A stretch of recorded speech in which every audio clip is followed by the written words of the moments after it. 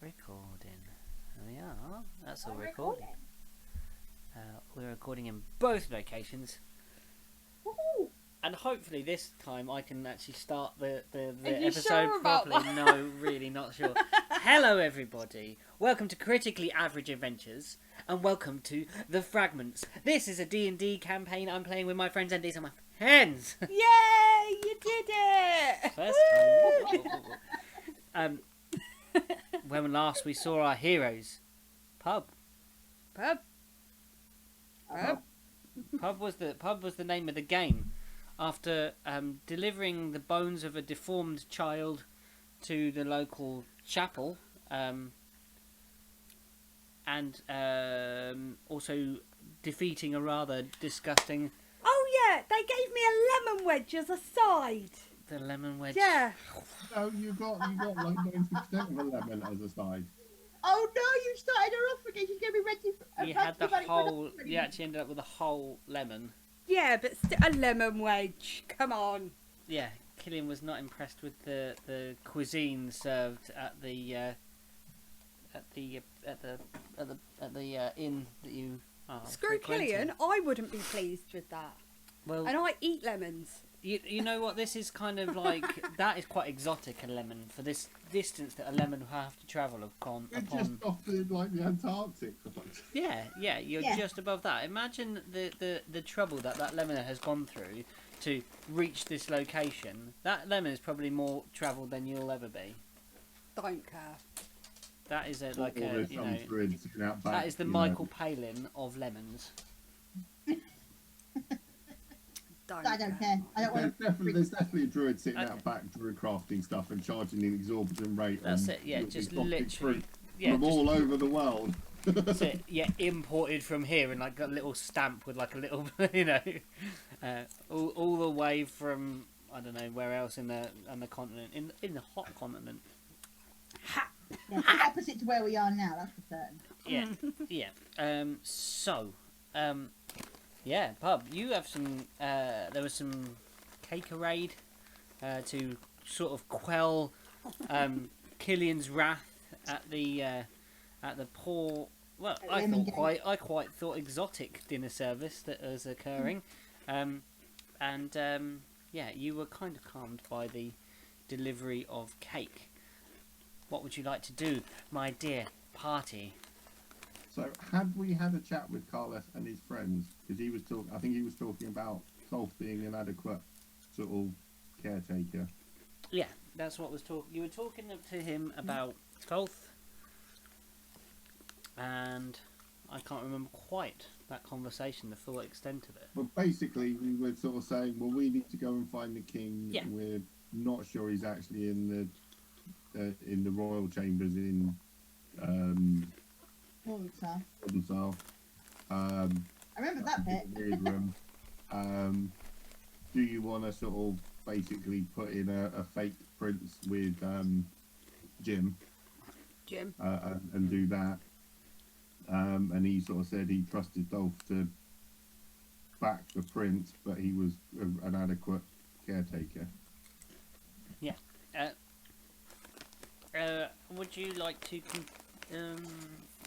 Yeah, you sit there and the cakes arrive and there is some more discussion had over cake and ale. Are you drinking ale with your cake, No. Killian? Ale doesn't go with cake. Okay, you're not You drinking. have something Dunk like. it. You are? You dunk it. It's much better. I was going to say you'd have something like rum or whiskey, Okay. something like that That's with spirits. cake. Yeah, okay, and something sweet to counteract that burn. Yeah. You don't have. You have a beer. deeper You could conversation. squeeze some lemon into your rum. Oh, there you go. See, the lemon did come in useful after all. Did you actually add it to your inventory? Yes, I did. One lemon with one slice missing. Yeah, Good. I Excellent. did. That is going to come in useful for any time you need a little citrus hit. If you get gangrene, maybe, if you're at risk of gangrene, you might be able to have a little. Well, you know, if they manage to drag Jax onto a boat again for an extended period you of know, time, it's a what- very serious trouble. Do you know what? If I became a really good druid, I could like have a spell. I could turn the lemon into something, like into a boat. Imagine having a lemon boat. And like grow it and hollow it out like James and the Giant Peach, but it's like Killian and the Giant Lemon, and they sail off to sea on it. Little flag in the top. You in a little steering wheel, little captain's hat. I love that, Killian. You look lovely with that. I don't like this. Don't like this whole ganging up thing you guys are doing. You know what? This is going to happen at some point. But I anyway, want a lemon boat.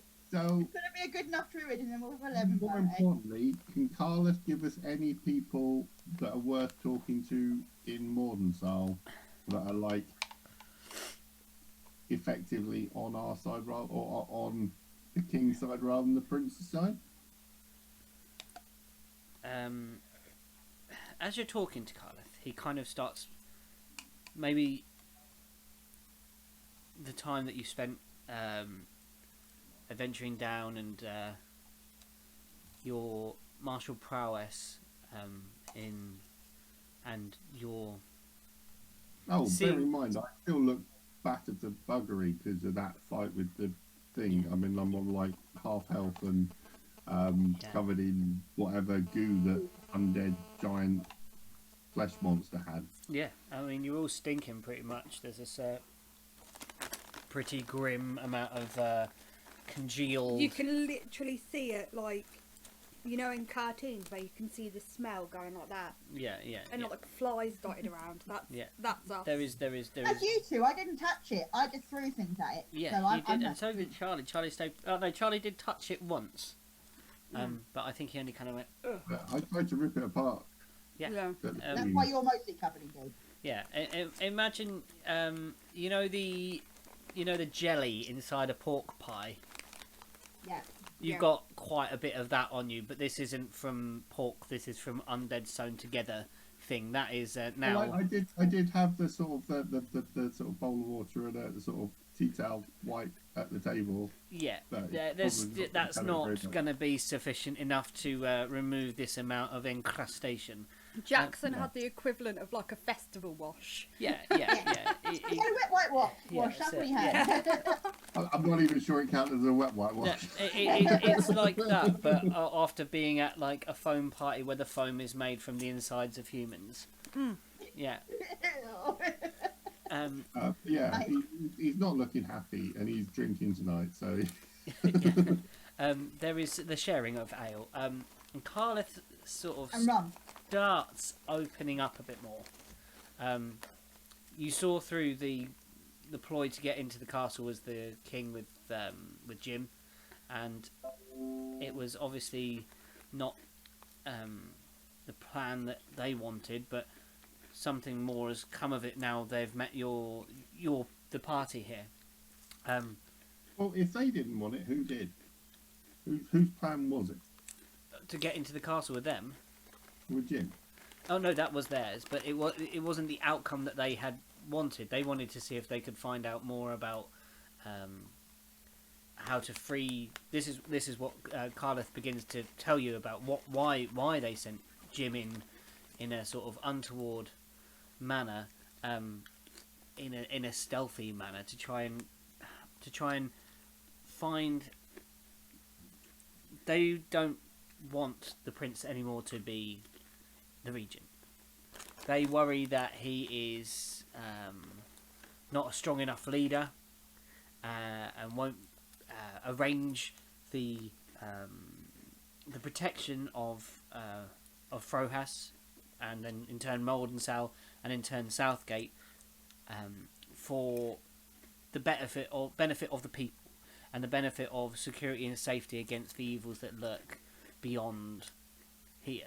Well, we did tell him last week that he was the prince is like, well, I'm just going to send my soldiers in to go and take all the riches from the other realm.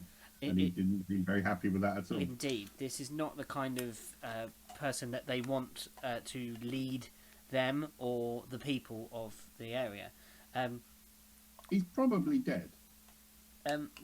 He continues on with his story. He says, "Our king was a great noble man, and he did many great things, and even united the travellers across the plains, using Kakanzaks as a sort of staging ground for many great meetings, and the with the help of the family Sletny, he managed to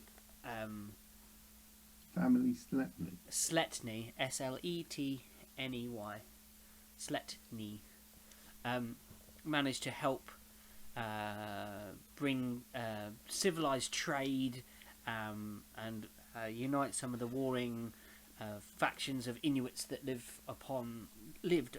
They still live, but they no longer are quite as marauding and violent as they were upon Frohast. But he tells you the story of when the king vanished, more precisely. It tells you that the king was hidden from view, and that the royal physician told them that the king was taken gravely ill, and then the prince was named regent in his absence.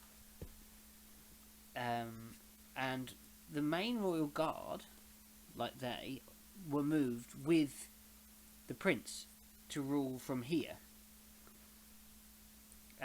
But the true charge of these guards is actually the king, and not the prince. But the power that he wields due to the lineage has drew them to here. But before they left Mordensow, the prince reassured all of the guard, and the physician also, that his father would be well cared for, well protected, and that every comfort would be provided for the king. And the prince didn't want to rule from his father's throne. And Carla said he would make a poor fit for that throne. There are some city guard left at Mordensow, and some we have been training as brothers, but they're acolytes, in training people. They're not the full defence, not these strong guard that you have actually fought against. And the rumours are that the tower is closed. The king's tower is closed. And no one enters and no one leaves. Where is the king's tower? In Mordensow. So that's where he is. Yes. What is the king's physician called? The king's physician, I did have a name for him. Where was it? I did put it down somewhere. Oh no, this is another one of my putting a note down and don't know where I put it. I just saw that.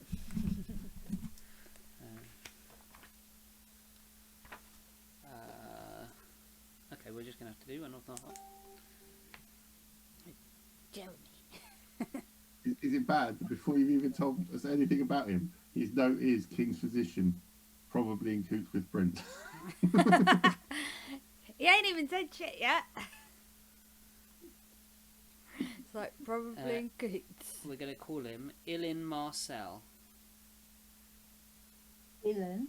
Ilin, I-L-I-N, Marcel. No.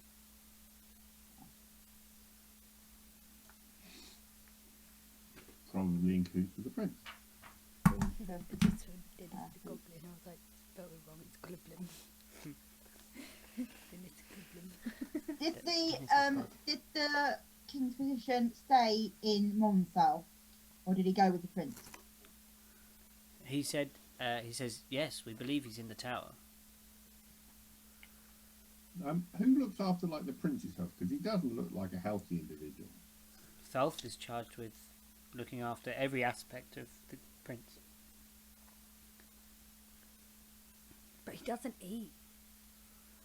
He doesn't eat much. I've seen him eat. He doesn't eat. He doesn't eat like you. Killian can't compute this because Killian has an appetite about 7 times as much as Yeah. He says he doesn't eat like you, Master Killian. No. No one eats like Killian. And I'm I stuck know there just giants eat less than Killian.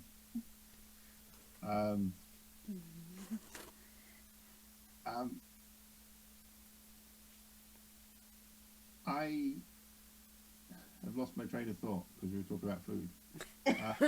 Sorry. Baked goods. I did have a suggestion. You know your spell that makes you little, by the way? Yeah. Oh, Why don't you cast that on you before you eat, and then all the food is much bigger? Oh, I can make the food double its size. Well, you get smaller, the food gets bigger. Yeah, but I only go down half size, so the food is like double the size, or I can make the food double the size. You could have a really large croissant. By the way, when we do this in person, we definitely need to get some eclairs. Oh, mate, I am turning up like with a platter of pastries. Don't you worry, I've already thought about this. Room. You are? Bakery back room would be perfect.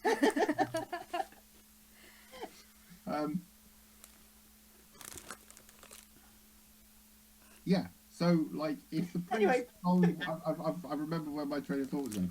So, if the prince went where we think he's gone...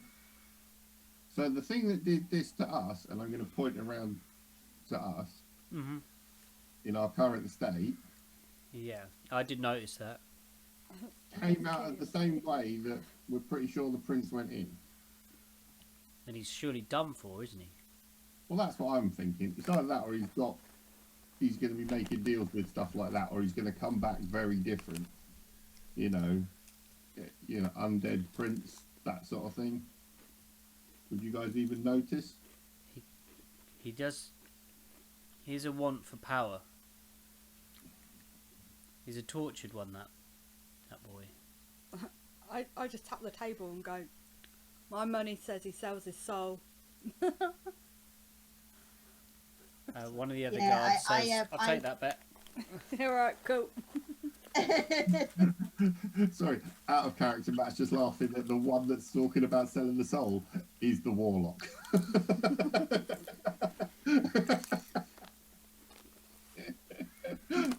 I know what I'm looking at, mate.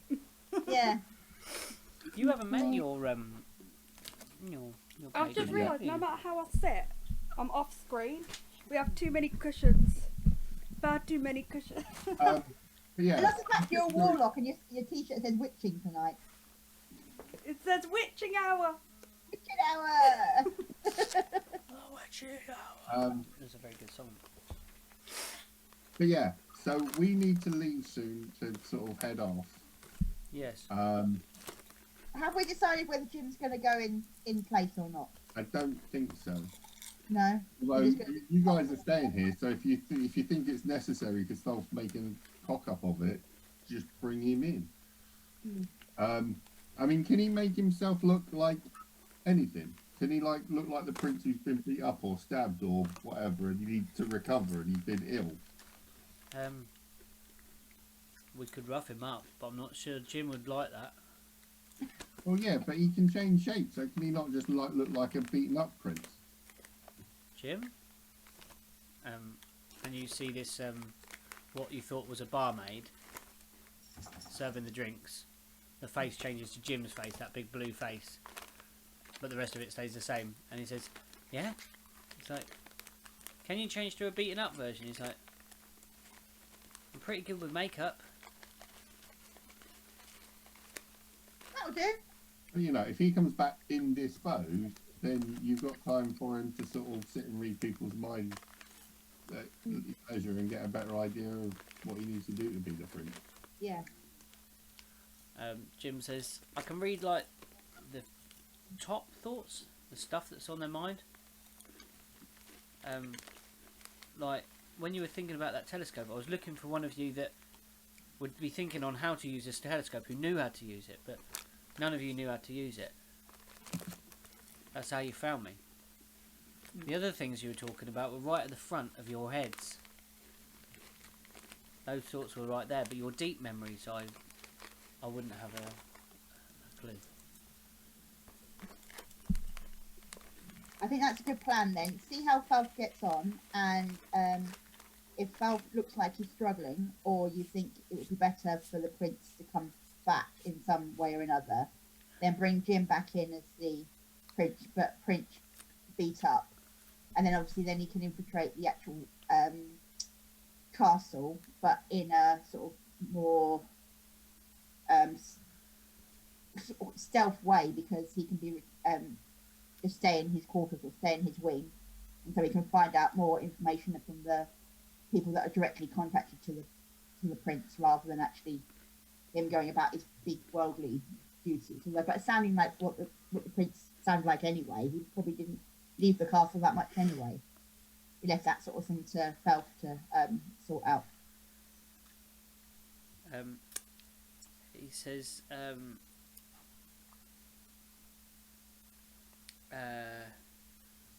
they say, I think you best make haste. Things may begin to fall apart with Tholf. I mean, he's, like I said, he's loyal to the prince himself, and I think loves him dearly. But without him, I'm not sure what.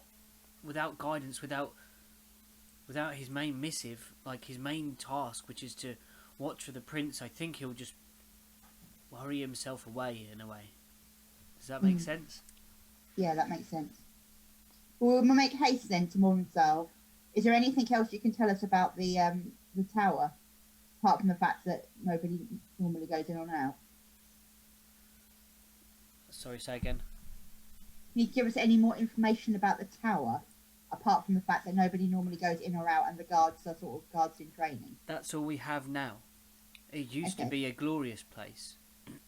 You saw that, you know, like it was a way for the king to see all. He could see everything around, similar to what Tustin must have here with the telescope, and what did Jim describe to us about the room that he looks over everything with, you know, great interest to see his kingdom before him.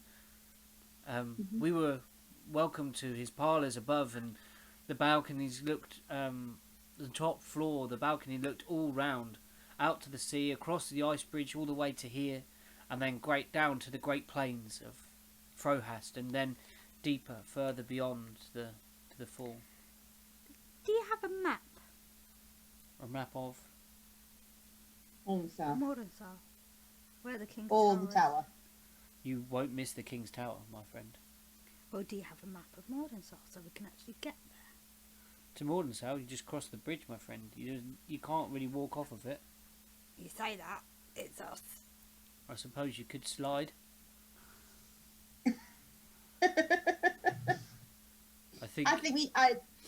Fellow travellers, I think we need to make haste. We need to thank you for your time and thank you for your information. Well, we're going to use your sled dog thingies, aren't we? You got war sleds, something or something. Yes, we can give you some sleds to get you across. There is regular travel across. You may meet travellers on your way, even crossing the bridge.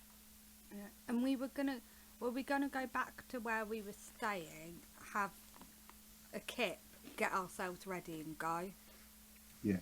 Yeah. Yes, we've got all of our. Sounds like you might need a long rest. Yeah. Yes. That might be an idea. And we need Especially him. Darren to sort of do some snacks. Yeah, we need food. Mm-hmm. We need food. Yeah.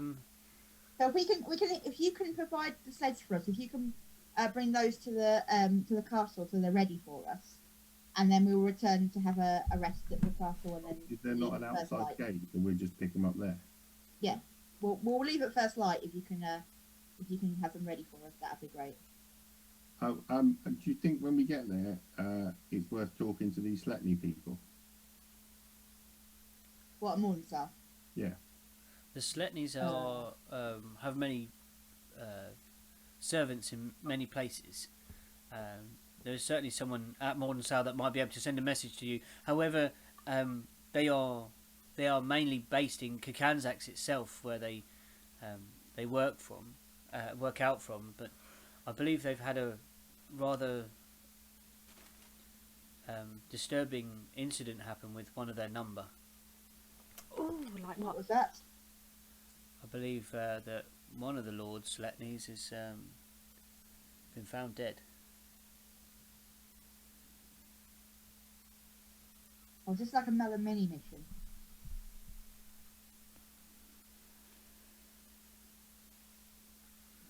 How many Lord Sletneys are there that they have spares?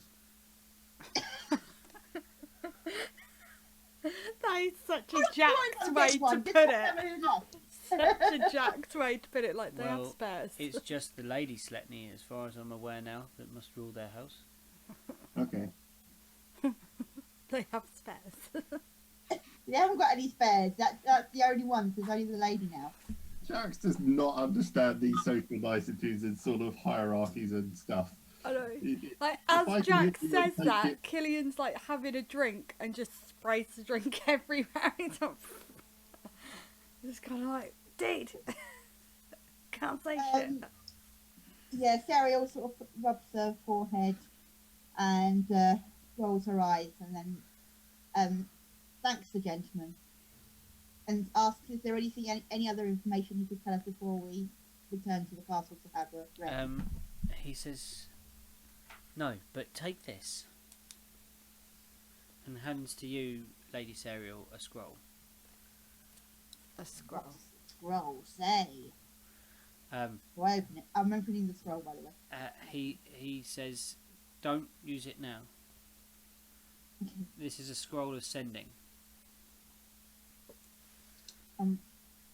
What does that do? Sending is a spell that when you use a scroll is used up, but it allows you to cast a spell. And sending, I shall read you the full details as it's written on Dut and Dut Beyond.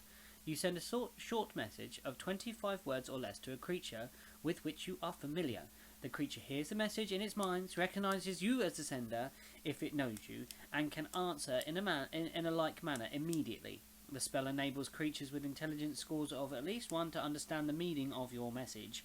You can send a message across any distance, and even to other planes of existence. But if the target is on a different plane, there is a 5% chance that the message will not arrive. Oh. To somewhere, to someone. If you can probably add it in your items. So I think there is a scroll of sending if you just search for it in your magical items on Dut and Dut Beyond, or if not, I will add it now while I remember. Otherwise, I won't remember. yeah. So he says, should you need us, should you need to send a message to us, use this. Contact me, and I don't know what we shall do. We may have to throw off these shackles of loyalty to the lineage, and we shall come, if needed, to our liege, because he is our true charge. So can you just leave here? Like, you personally? No, Or you guys? You can't just leave. we're bound to the prince. Well, you're bound to the king. We're bound to the lineage, Give me just a second, guys. and he is the Prince Regent. I'm back in a second. What? Oi! So you said it. Oi! Right, mate. Yeah. Sure, no problem. Oh! Um. Sorry about that. So, there are some drinks shared, drinks swilled, pastries consumed. I will have a couple of drinks with these guys, and then I'm going to head back off to the castle. Yeah. I'm going to take like half a bottle of rum, and I'm going to go and find these baths that everyone's been visiting. Yes. Cool. They are found, and the treatments are. How do you interact when you walk in? Bath is large enough even for your frame to fit inside, as it was Killian's. This is a deep bath with stone floors, and the two maids are there ready for attendance to help undress and strip and wash and clean and oil and scent you. Massage. He's definitely going to think it's weird to begin with, and then he's probably going to quite enjoy it. Yeah. They undress, take the plate, and if you remember, actually, Sariel hasn't got armour on right now. because Serial was having her stuff dry cleaned. Oh yeah. Yeah. Well, what was on my Walking shoulder? around in In a swishy. your silk Fishy robe. rock. Because Yeah, I'm a lady of means. yeah, You're in a Right. dressing gown. yeah. You're basically in a dressing gown. In a robe. And we Yeah. dragged you all the way across town, and you just spent the evening in the pub. Yeah. It's not just a dressing gown. It's a very nice dressing gown. This isn't a dressing very gown. This nice is an M&S dressing dressing gown. It's like if Oh, it's a Carl leg Berg walk did M&S. dressing gowns. Yeah, if Carl F did dressing gowns. Oh, what is wrong with us? We're nerds Yeah. and very sad, and we like playing Dungeons and Dragons. So that's Yeah, what we we're do. doing. So yeah, you are suitably attended to, Matt. You are shoulders, knots worked out, wounds dressed, and ointments and. We were in the pub a minute ago. Why are we not being attended to? Jackson has gone back, so we're narrating Jackson's I took half a bottle of rum and went off to the bar. bath experience. They are lavishly serving you these this alcohol in as you request it, and the filth. Oh, he just and got a muck. bottle.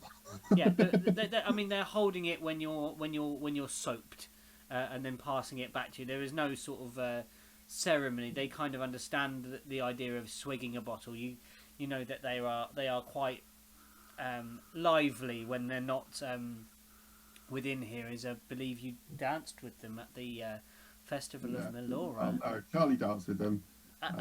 Someone danced Killian with ran them. away. Killian ran away from them, panicked. Killian was like, nope.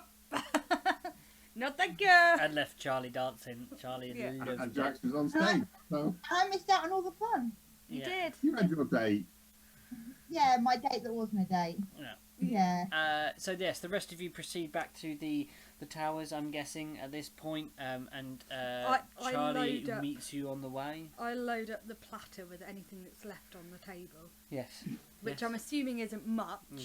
No crumbs basically. But it's like I'm like holding it in my arms, like cradling it, like it's the most precious thing in the world. Yeah. Because I'm like, no, she made me this. I must protect the platter. I must protect. Gillian's not bothered about gold. She's not worried about she's not that worried about spells, but she is worried about food. It's like- more the fact that what's the cook's name again? They're in Ost. Ferin Oost. Yeah, it's more the fact that she it's her platter and she made me these and I really like her and she's an amazing I cook. spend like sort of half a gold getting this platter delivered back to her on like a regular basis. Yeah. Yeah, you like they've got like these little kids of Southgate have got some serious like business acumen now. They're like, all right, now you get the dragon one hungry. Now you tell the orc one, and you carry the plate. And it's the same kid every time with this. He's got arms of, like Yeah. Popeye now. He's This like, kid's gonna be like hench, yeah. Like you don't want to arm wrestle this 4-year-old. He's like, he's a beast. Sleeps are had. Please, everybody, would you lovely take a nice long rest and please refresh your character sheets. After bath, on the way back from bath to bed, I will be telling Farron we're off in the morning, and she said she was going to sort us out some she sort did. of. She So, yes, I will. she does so. You Sorry, are, I'm being distracted, and now I can't. And now my character's crashed. So bear with me.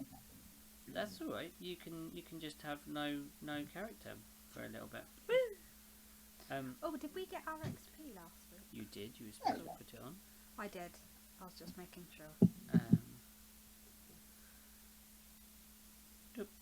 Long rest is done, and you are suitably Long rested. rested, and you are feeling fresher than you have done for you were all right yesterday morning, and then you had exhausted your magical powers. Right in the dead. No, Serial did it just sort of contending with an orb, and was getting absolute trash rolls. So didn't experience quite truly what we wanted to experience. Yeah, true. Serial, do you reckon the prince would be upset if you like borrowed his Orby thing just in case we want to like spy on people while we're out? How big is the Orby thing? About the size of your average sort of crystal ball. So like that size. Yeah. That could fit in your bag. Have we got something we can like carry it in? Like, have we got a staff we could sort of Backpack. find it to? We've got a backpack. You wouldn't put it on a staff. It'd be too big for a staff. But we've got a backpack. You can pack it up in spare clothes and put it in the bottom of your backpack. Oh, And it's a thing of ore. I don't really want to just hide it under a pile of smelly clothes in a rucksack. But you do realise if I came up to someone who was casting spells and had a stick with a big crystal on the end, I'd probably smack the big crystal on the end with a big hammer. True. Whereas I Yeah. wouldn't smack their backpack with the big smelly clothes in.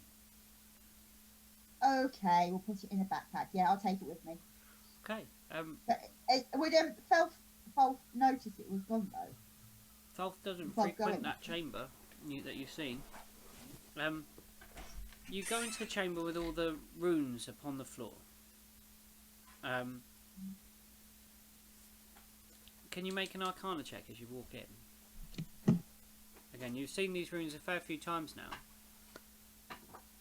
But the runes I can't decipher because I keep getting shit rolled.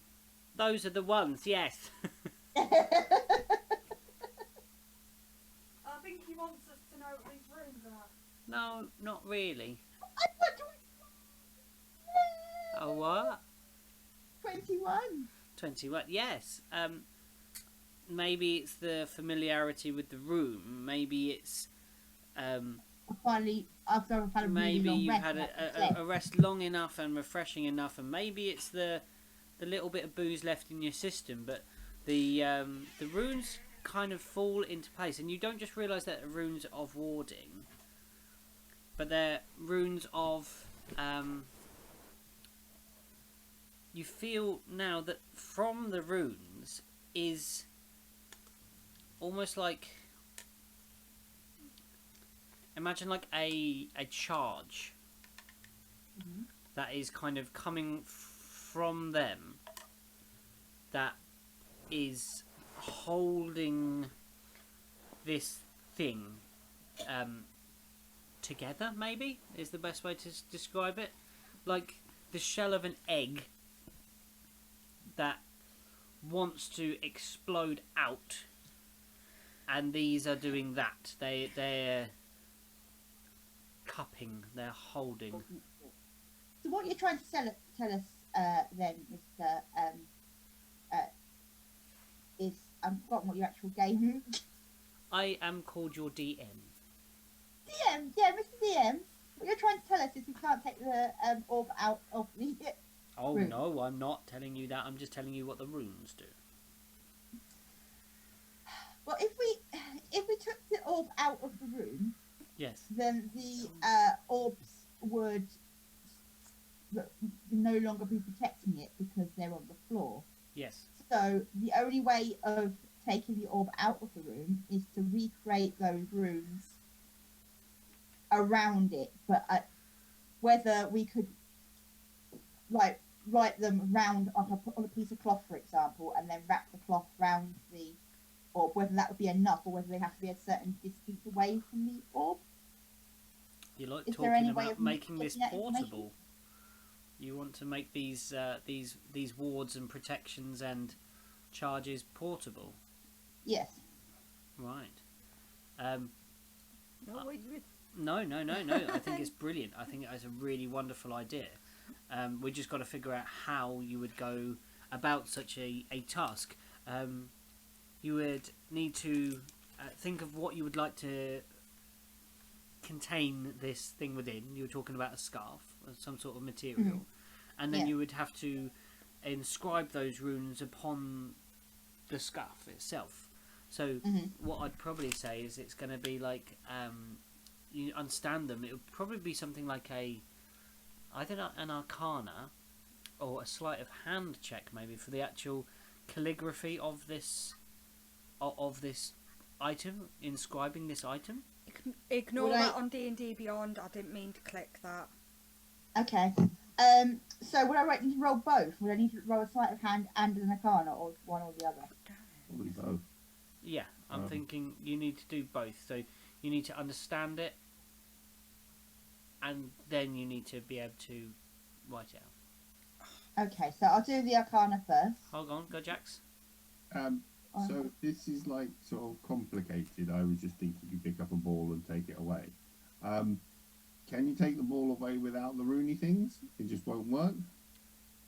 The feeling that you get is there Oh, is. I'm asking Serial. The feeling that I get is that it's the ball would sort of, well, as the DM described, it's like an egg. So if I took it away from its protection ring, then the whole thing would sort of smash. And it would be boil it first. Can we have a boiled egg? Yeah. Well, the idea of writing the runes on a cloth is so. Shape water, fireball, boiling egg. There you go, done. Yeah. I, even if it doesn't work as it's sort of seeing Orby thingy, like the prince not having it, if he does come back, will like definitely slow down his plans. Yeah. But I'd rather it was working if we took it with us. So I'd rather try writing the Rooney things down first, making it like a, you know that we know Charles had the egg he was carrying in a papoose. His egg on his papoose, back. yeah. This is like an orb papoose, but rather than it just being a blanket, we have to write the letters are like extra wadding. So we write the letters on the piece of paper and then like extra wadding. So I'm if we're in determined to battle, have everyone have a papoose by the end of the campaign, just wandering around with a random item in a papoose. You know it's like cold and wet and horrible where we're going, right? Yeah. If you just write on it won't it like bleed? Don't you need to like embroider it or something so it's permanent? Depends what type of ink I use. If I use something like an Indian ink, and if it's arcana writing, then that will sort of ingrain it into the fabric. Magically inscribed, you're thinking, some sort of Yeah, like this. that's the Gonna word. be getting our Sharpies out. Yeah, that's it. You're gonna be blitzed doing A magic Sharpie. Imagine a magic Sharpie, Jackson. Yeah. Yeah. I've got to buy. I have a blunt Sharpie, but you know. Yeah. So let's have this arcana. What were they? What was the results? Where So the arcana roll was 21. Oh yeah. Again. Was that the first one? Not. That's the second one. I just rolled it again. It did come up on D&D if you look. Oh, okay. So yeah, the second one was 21, and I haven't done the sleight of hand yet. Let's see if you... What happens? 21. You believe... She's getting them all today, isn't she? I'm getting the rolls tonight. You really did rest up well, Serial Gladronel. You Yeah. believe that upon this, the scarf you find is in the prince's apartment, and it has the smell of the prince about it, like the kind of nice perfumes and stuff that he His essence, yeah. he uses to. Oh, you just pinged an elastic band at the dog. That's not fair. It kind of went up and down. It didn't like not direct touch. You pinged it across the room to get it on the table, and it went off and then landed on Popeye's head. Popeye, don't eat it. Popeye! I'll go rescue it. You inscribe, and then you find like all writing implements and stuff, all in the laboratory and things like that, and you are able to mark this thing with the runes. Now tell me how you do it. You're going to just wrap it round and then sort of tie it, or what? How does this process go? Well, imagine it's going to be a bit in a similar sort of papoose-like fashion that the egg is in, actually. Yep. So imagine that it's sort of, so the runes are like in a circle on the actual piece of material. Yeah. I place it all very carefully in the centre with the inscriptions around it, and then I fold it and put it under, a bit like a papoose when you're sort of wrapping the sides in, and then they're folding him under, and then I'm sort of gonna bundle it up a bit. I'm thinking a bit like a terry nappy. Yeah. I got the image of a swaddle. You know when you swaddle babies. Yeah, like when you're swaddling a baby. Yeah. That's absolutely completely possible, and then you lift it off from its pedestal, and it comes away from its positioning on its seating, and this is heavier than you would imagine it to be, but you're able to carry it. It just seems to it doesn't. When you look at it, it appears hollow, almost like there's just a thin barrier of very fine glass between you and whatever magics it contains. But it has a weight to it that its image belies. It doesn't seem like that is how much it would weigh as you pick So it up. once it is swaddled, and I'm happy that it's not going to explode or fall apart, then I open up my backpack, move some stuff around so there's nothing pointy or sharp like round it, and place it in the bottom of the backpack, and then wrap some more softer things that I've got in my backpack round it, like rope and other bits and pieces that are sort of soft near it, so it's sort of protected. And then I put the other items that I'm carrying on top. Can you make a perception roll for me? Please, Sarah, I'm glad you know. Please. Notice that I always get a surname. I'm always Sarah Gladnell. Yeah, Jackson's just about to. Jackson isn't even Jackson half the time. It's Jax. It's Jax. It's Jackson Killian, and I'm Sarah Gladnell. Yeah, I've got the authority here. You are worthy of this title. You are. I really wanted to bite your arm then. I'm so sorry. Don't bite my beefs. I was looking at it like. I only got 11. You, as you turn your back away to start leaving the room, there's a glint in your eye for a moment, like when you if someone's trying to mirror, and or you get that kind of quick brief flash, something like that, but you don't catch where it comes from. You kind of look around, but you don't see it. Do I say to the rest of the party, did you see that? I don't know if the rest of them are there. Are they? Are you there? Come in with me. Oh, yeah, okay. Yeah. Do I say to the rest of the party, did you see that? Little flash then? The rest of them would not have seen it. No, they would not. Oh. It's like while Sarah's been like inscribing this scarf. Yes, this silk scarf. I've just been going around the room like picking up little bits and just kind of going. Oh, in the laboratory beyond. In the room where she is the orb the only thing in that room? Literally, it's like a circular rooms orb. Oh. There's not much to play with in this room, Killian. Oh. I will have wandered off probably to the library to find some paper and a pen. Yeah. And I've sent you the message that I'm writing out, which I'm planning on leaving on the pedestal in the Orby room when we leave. Okay. So yeah, you are pretty much prepped to leave. You've papoosed your egg, your orb was on. He sent you a message, I think. Oh, you sent me a message. Yeah. Okay. Shall I read it to them, or shall I save this till? I don't mind, but that's what I'm leaving on a note folded. Knowing Jax, there's probably going to be a sort of a dagger or a kitchen knife stuck in it, sort of pinning it to the top of the plinth. I've got a better idea. If you don't mind, may I just borrow Killian a second? Why?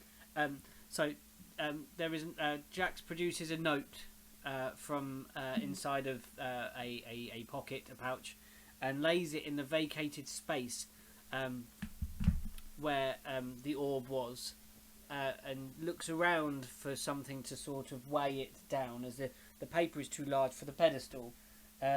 Looks to you, and you seem to instantaneously know, Croissant, and it's placed on top of the letter to weigh down the note, and the note, and there is a small folded piece of paper ready for. It's not exactly going to be the neatest sort of thing in the world, you know. Yeah, I can. Orcish runes being what they are. Yeah, I can imagine some of it is, if it is tried to be written in common, is written more like. Or what Orcish and what he uses to Dwarvish runes. Oh, does it? Are you writing it in Orcish? Well, no. I mean, I'm assuming I can write in common. Yeah, if you can speak it, make an intelligence roll. Can you do it? Let's see how well you've translated your runes to common. 18.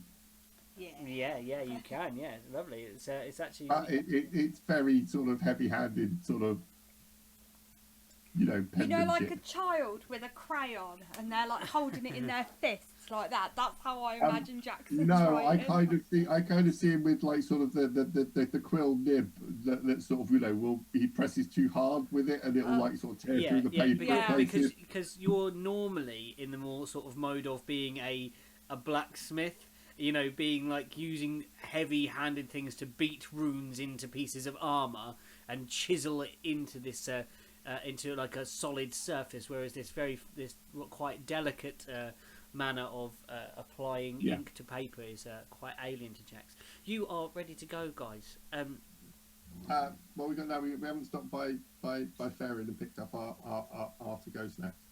As you proceed down, you say as we proceed, as Killian skips down to the kitchen, far ahead of everybody else. There is. A note for you. Where? On the kitchen table. Well, because I'm ahead of those guys, do I get to it first? You do. Can I read it? It says, "Dear brave ones, I have left on to continue the work this morning that Jackson had started with the people of Southgate. Yeah. I am taking a great tray with me to serve the people some of this feast that we prepare every day, that is no longer being consumed and hasn't been done for so while.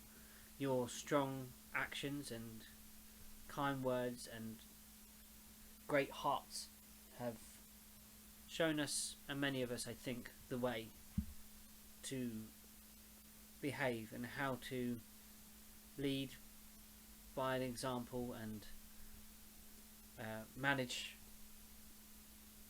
our own lives better than following maybe the rules laid out for us by tradition and time. Here are your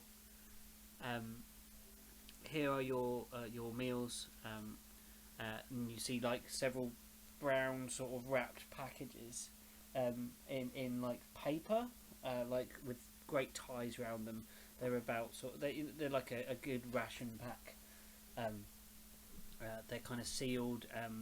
There is in waxed paper basically. Yeah, like grease proof. I would imagine. Yeah, thicker, but thick. You can't see through this, but there's something wrapped up inside there.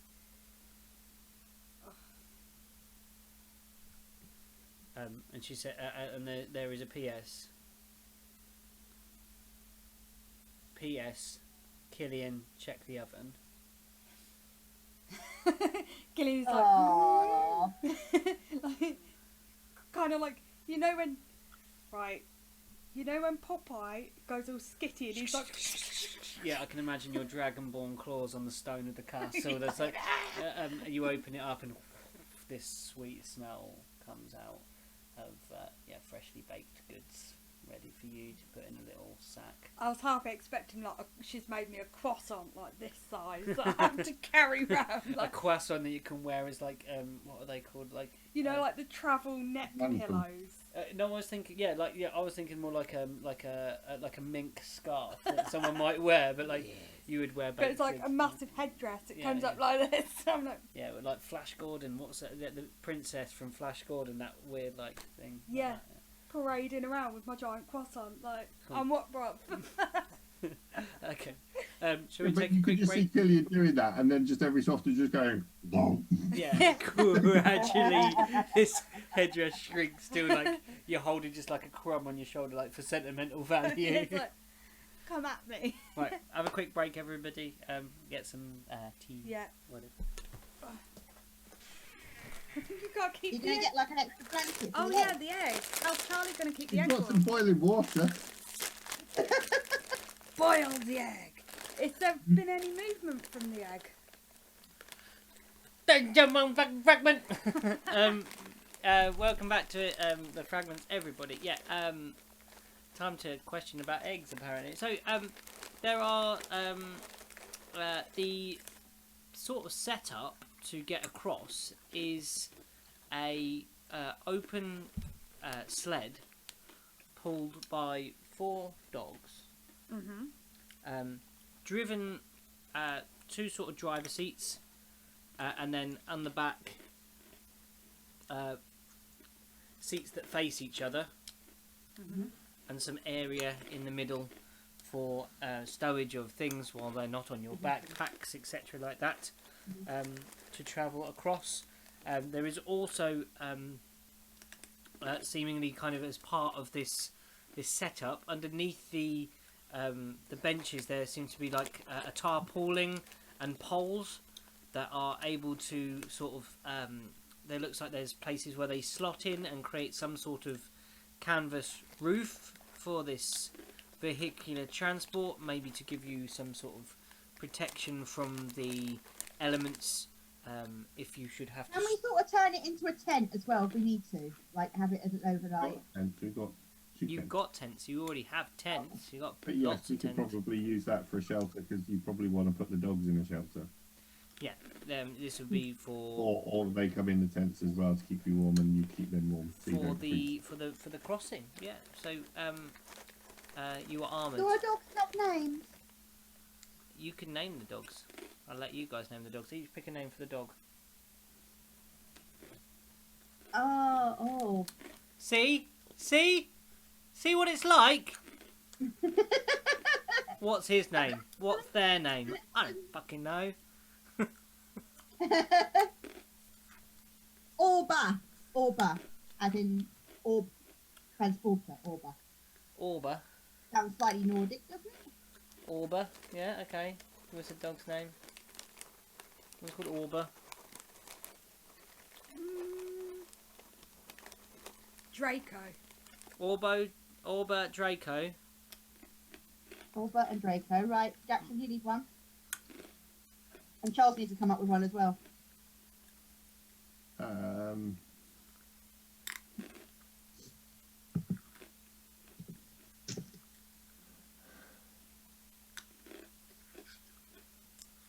I think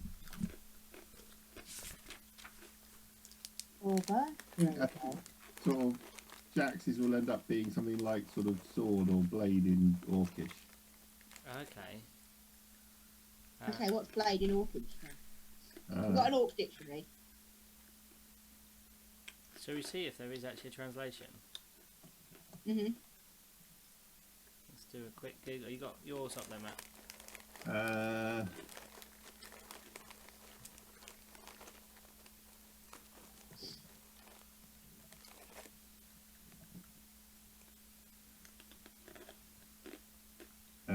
Apparently pros. Cross is sword. What? Sword or blade? Pros is blade. Pros. Bat P-R-O. is bleak. Vorbat is blind. Pogalm is blizzard. Oh, you might need that in your vocabulary where you're going. So I'm just gonna see if there's any better name in there. Orba.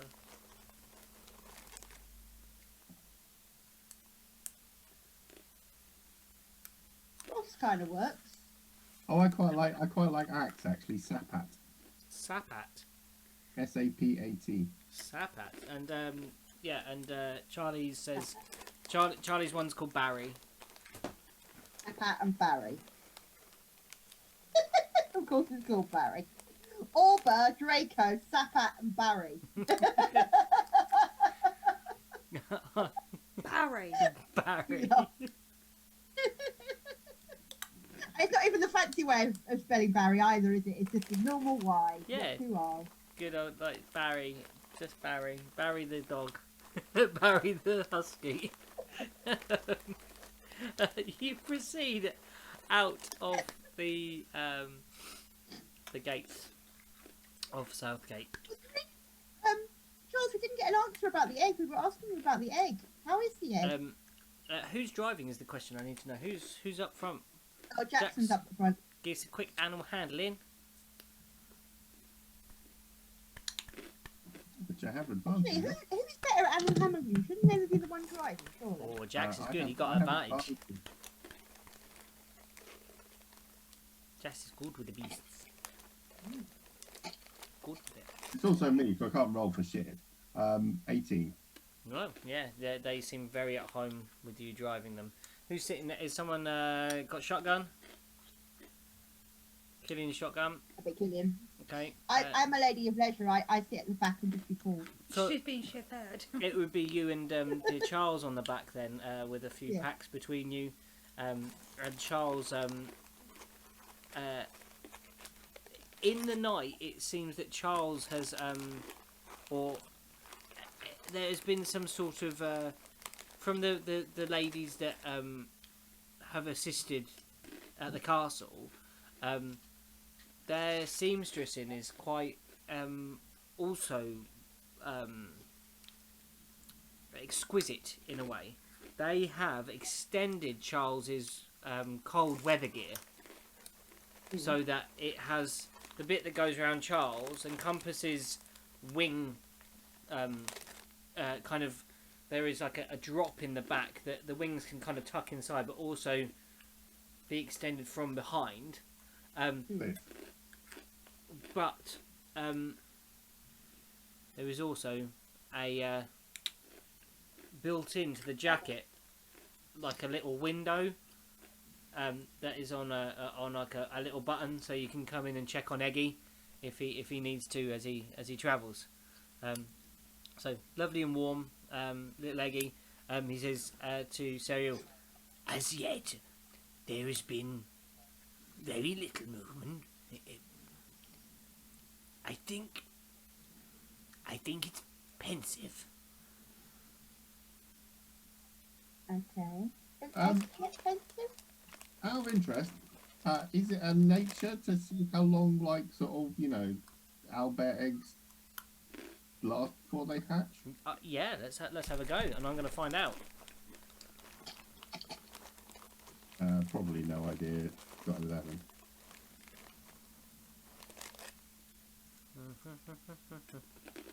Here we go. There's a blog for it. Of course there is. I love nerds. It's the internet. There's something for everybody. Yeah.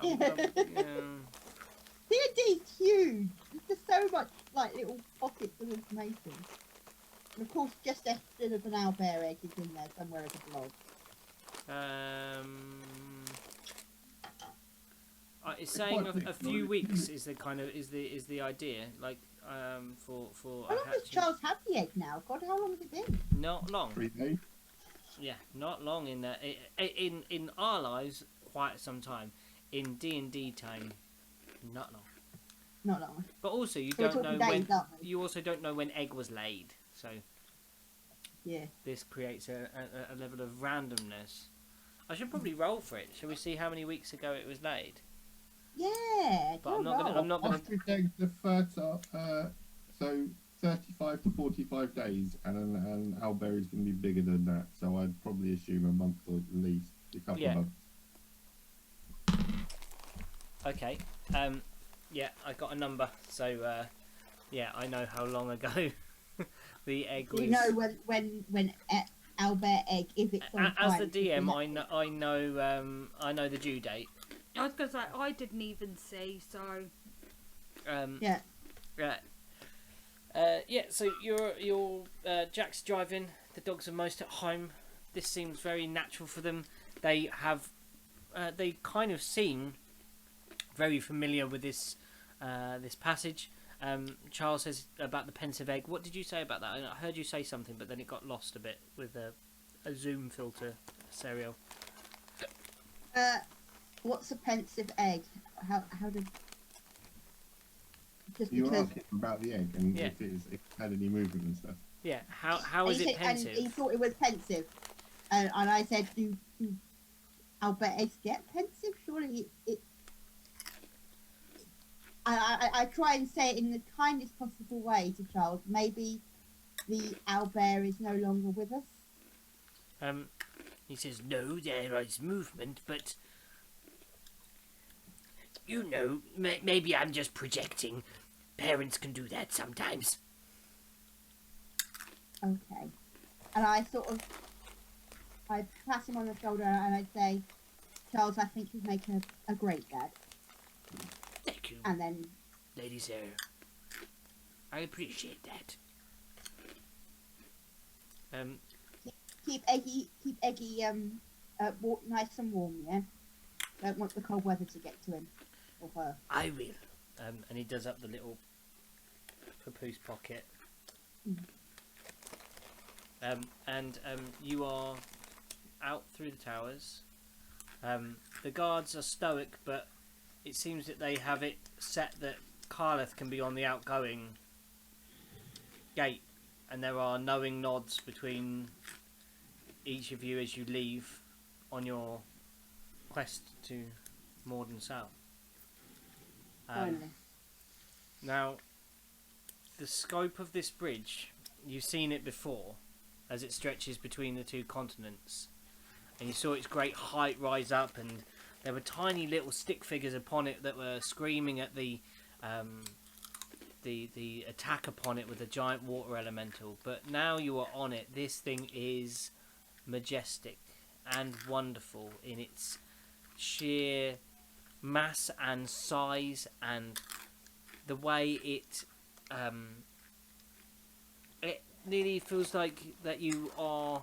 The perspective is strange because it's so blue and almost like it is like looks like the sea because it goes so far, but you realise that you are raised above this platform, and as you walk there are these kind of strange eerie kind of cracking, creaking sounds, but not that anyone pays any attention to them. This is the natural sounds that this shifting thing makes to adjust its place within its foundation. And you proceed out along the bridge. Would you like to do anything as you travel, folks? Can I roll a perception to just get a sense of the feeling of other people travelling on the bridge, whether they are feeling safe or whether there's an air of anxiousness around? That would be an That's okay. insight check to see Yeah, if there insight. are other travellers around you, yeah. So that are feeling also apprehensive. There are several people that are also leaving the gates. I've got 20. It isn't a natural one. There is a well-wrapped sled laden with what looks to be some crates on it. I genuinely They- thought you were going to say dead body. No, they appear to be Not the undead. full of like fresh green vegetables and things like that. That Are they all stamped? huh? Are they all stamped? What, all of the vegetables? Yeah. Why? Because what we were saying about the lemon. Yeah, like yeah. I mean, there is. Oh yeah.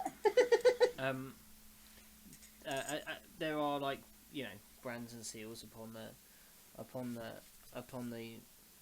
crates, and you are. As you look at this person, Sarah, you get the feeling that this is like their job. they do not feel. There is nothing about them that gives away any feeling of tenseness. This is just like, you know, the commute, the daily commute for them. There's nothing about this journey that is too haphazard for them. How long is this journey sort of take across the ice bridge? You have been told that it can take a couple of days to do by sled. Much longer if you were to walk. I just Um, in my pocket. I Pull out a pastry. One of the things I will be doing while we are travelling is I will be giving suggestions on how to deal with like cold weather and things, because like I might actually know that stuff. Okay. So I will be giving hints and tips for survival if stuff gets bad, and sort of, you know, what to do in storms and shit like that, and when to put your little crampony hooks on your feet and stuff. Yeah. Okay. So, how would we convey that in a way? So you could. We're going to say it's a performance. So you're going to be basically like an instructional safety video for how to survive in the icy wastes. So we had a lovely performance roll from Jax when he did his drums. So let's see if we can match that again. Yeah, that ain't happening. I got double digits. What double digits were they? I rolled a 13, so 12. 12. And let's have some intelligence checks from Killian and. I just imagine like Jack Cereal. turning into who is it, Mr. Motivator? Yeah.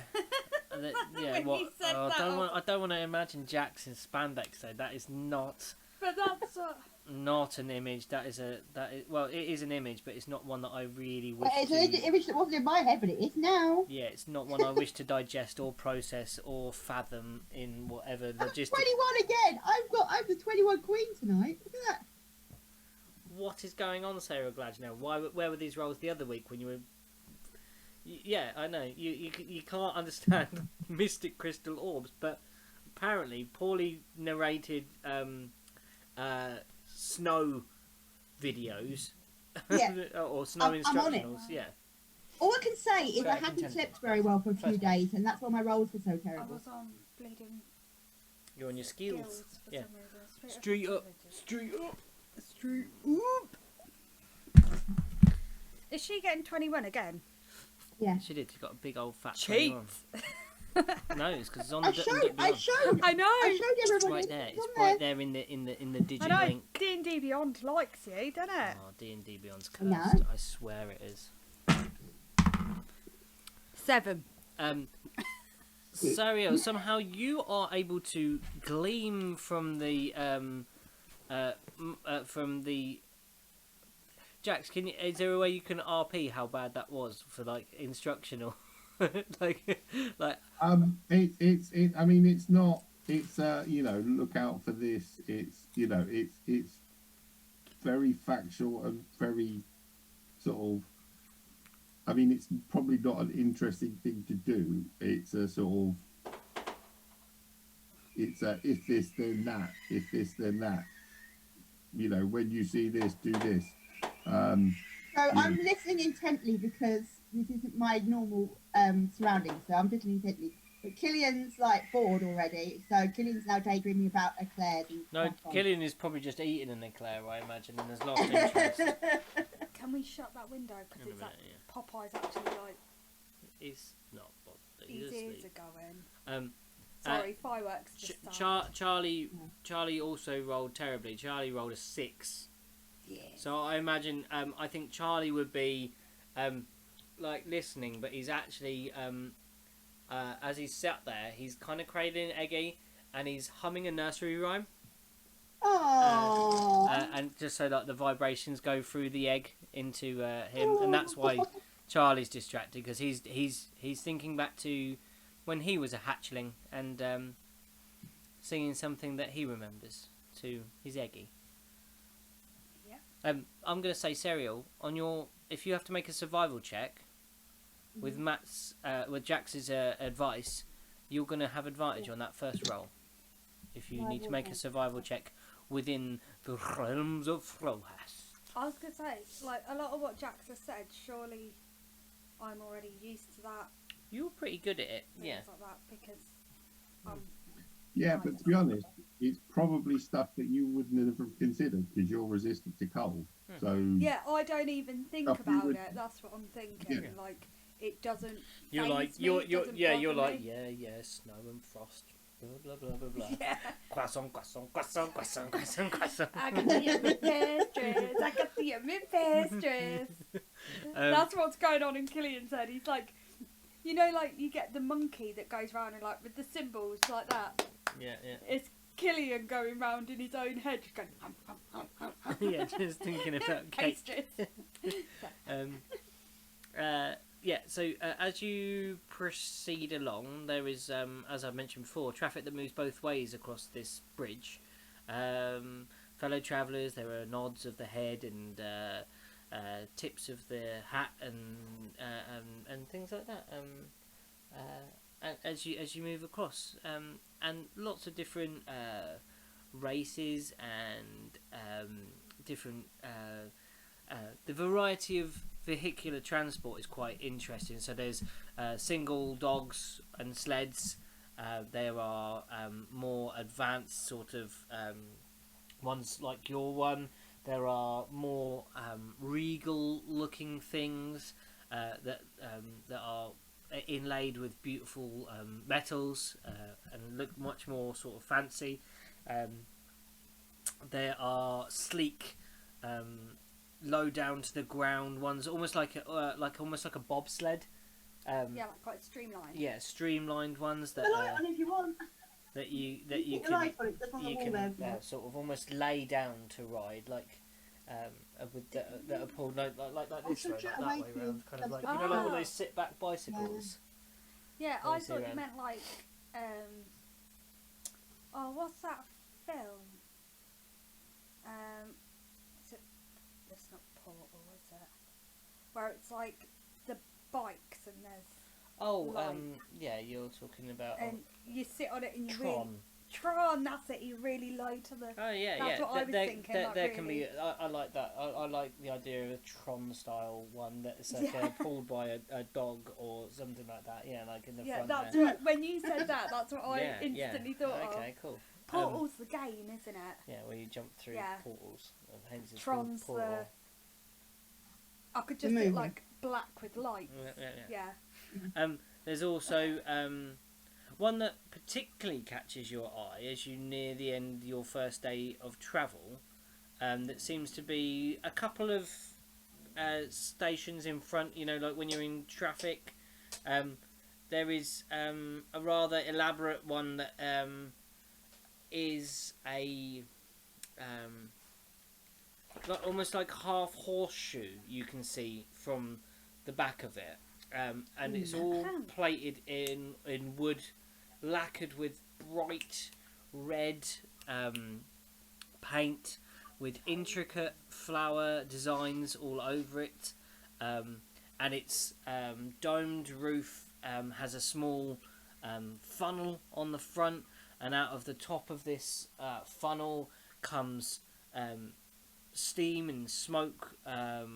Looks like there's a fire going on board inside this thing that's on skis. Like a gypsy caravan, but with a funnel on top. We're exactly describing a gypsy caravan, basically, travelling across on skis. It's a gypsy caravan, but as a sleigh. On a sleigh, yeah, that's exactly what we're describing. It's a caravan sleigh. Yeah, it's basically your. Does it look like my boot shoes? I was about to say, it's basically a pair of your shoes on skis. Yes. That is quite. That one is. That one draws the eye, certainly. Is there a bugbear driver? No, there is not. You can't see the driver because you're behind it in traffic. Can we ask, Jackson? Do you mind speeding up a little bit? I want to take a closer look at that caravan there. Assuming I can. Yeah. You can. You can make the dogs move a little faster. And you can draw alongside. It's quite difficult. The bridge is wide, but the traffic is sort of quite well managed along here, and this appears to be a wide a stretch. As you near or pool level, you see upon the front, not you can't very see much of the person that drives it. They're well wrapped, just the eyes out, full cold weather sort of gear, but it is stained a sort of a deep lilac-y kind of purple colour. The leather of it, and then the white fur sticks out all round. Oh. Can I just go, hey, hey, hey, until he looks at me?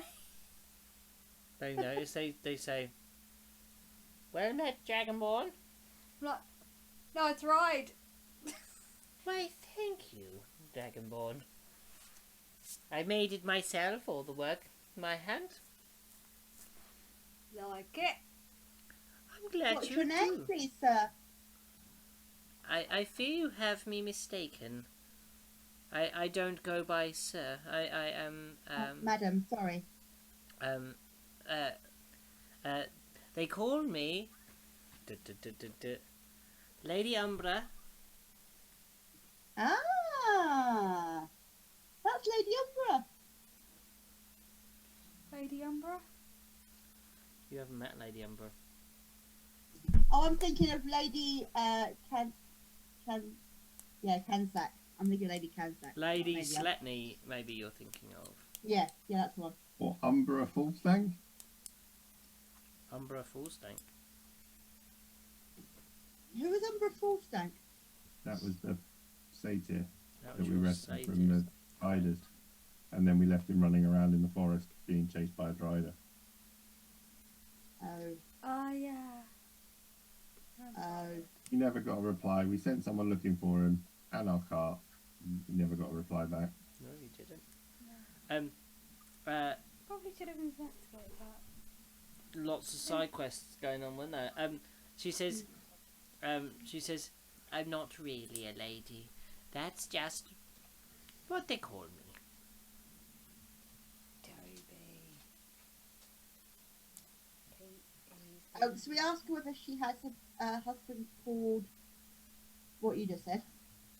No, Umbra was the first name. Umbra is the first name of that person, yeah. Oh, right. Not related at all.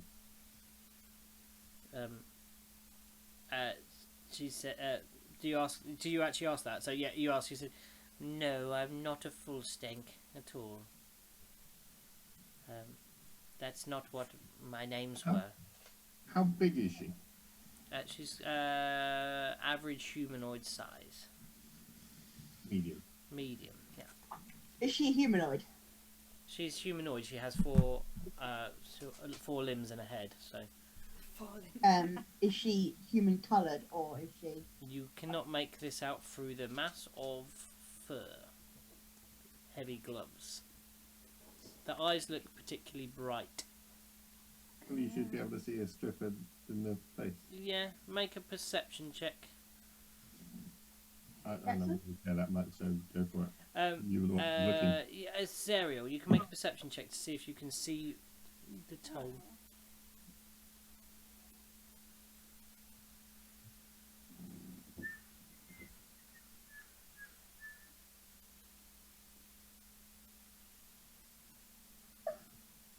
No way. 26. Yeah, you see a sort of a reddish hue that isn't far away from the purple that they wear. Very similar to what I could just see of Killian's hair right there. More ruddy, like if someone were to say to you a wine-coloured paint. Yep. Yeah, Okay, that kind of red. Purpley red, yeah.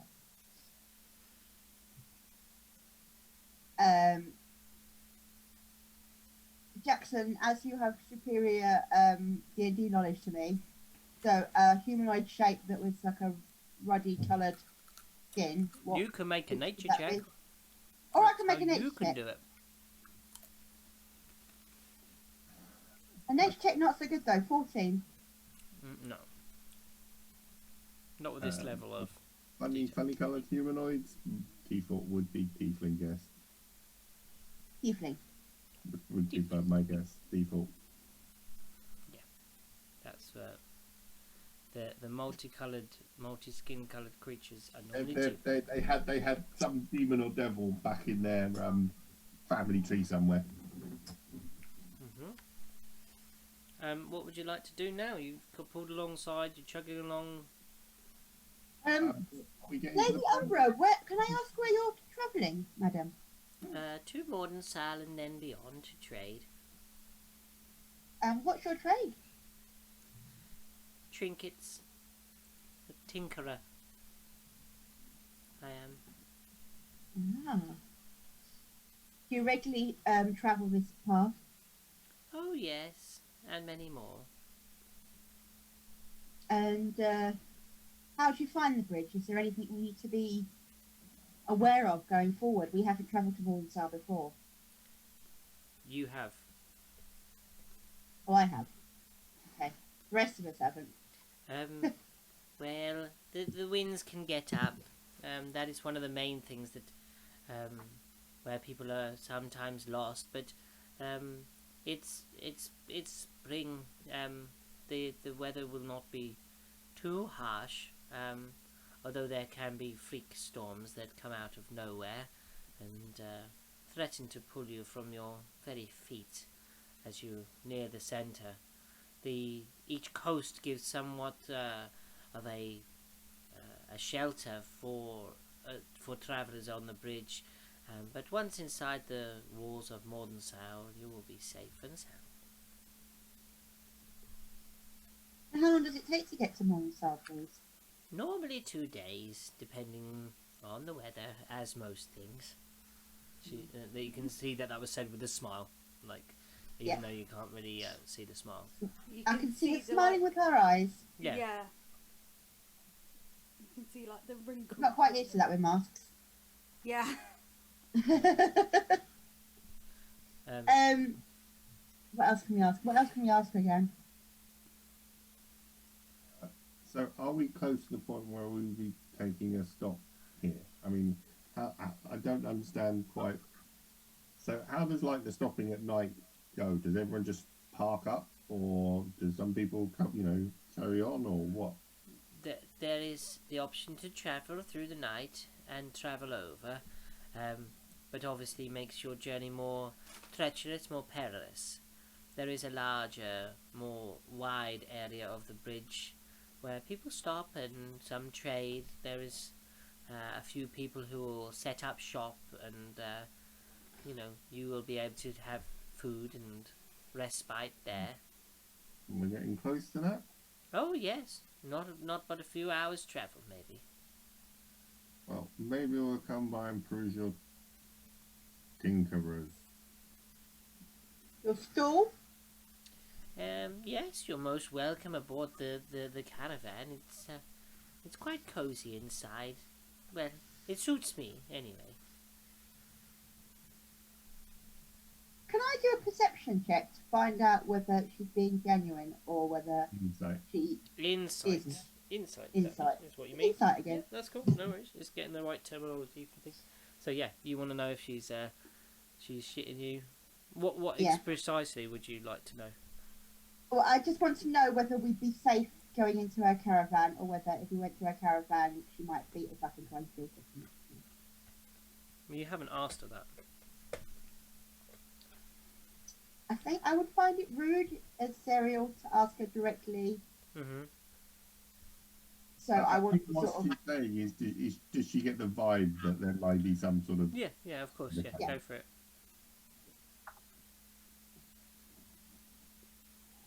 10.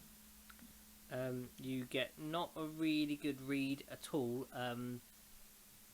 You feel that I don't know. Yeah, you don't really get a read. You get a kind of like a from what you can tell is that she's genuine about her trade. Okay. But she is possibly a tiefling or descendant of a tiefling. So there is a bit of a devil there. Yeah, but if just for your D&D knowledge, that tieflings don't always align evil or bad. Tieflings are There's some good. Tieflings are These things are just people. they're just like creating a character, like you would create a character now. They can be good, evil, bad, whatever you want to align them. So Okay. yeah, Okay.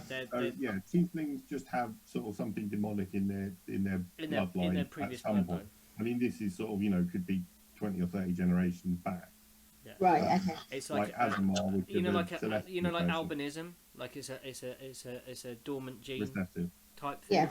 Like that can kind of like come forwards and although there is a lot of shunning of them in a lot of cultures because they believe that they certainly in small villages, if a tiefling is born to two human parents, a lot of the time there can be a lot of shunning because they believe that there's changeling, or they also tend to sort of have things like horns or sort of hooves or tails and shit like that. Yeah, they will have something to show from their bloodline. Yeah, definitely, and that can often, if people have got rumours of crops going bad, they can blame the child. You always blame the tiefling. The devil-looking thing is to blame, irrelevant of what. The actual circumstances. Serial would probably know this from the law that she's studied, even though, I mean, it doesn't even have to be human parents.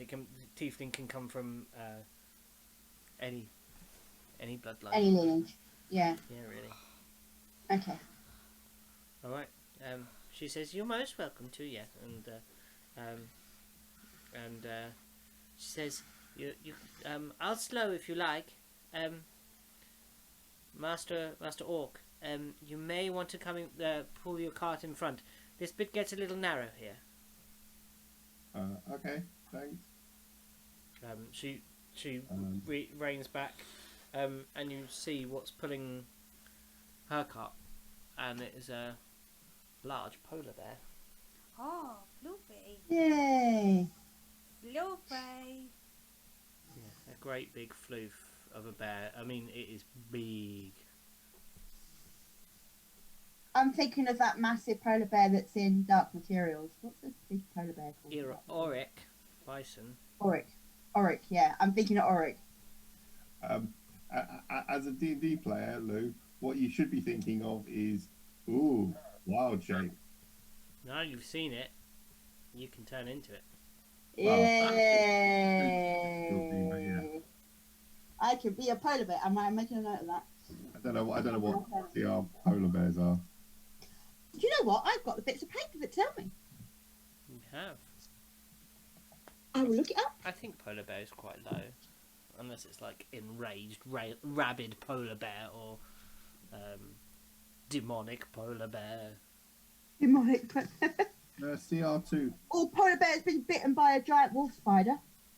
CR2 for polar bears. They are. So, don't ruin it. I was trying to use my bits of paper. If it's on that sheet, I bet it's like not even there. I think that's only You got. know what? There's 14 sheets here. It may take some time. Yeah, I think that's all the stuff from the monster, from the basic rules. So I don't know if it's in Monster Manual. Where is it in, Matt? I just did 5th Ed Google. Is it come up on it? Is that from official or homebrew? It was one of the RPG sites, so I would assume. So yes, you're never going to get to be able to turn. The bear is on here. Polar bear is on here.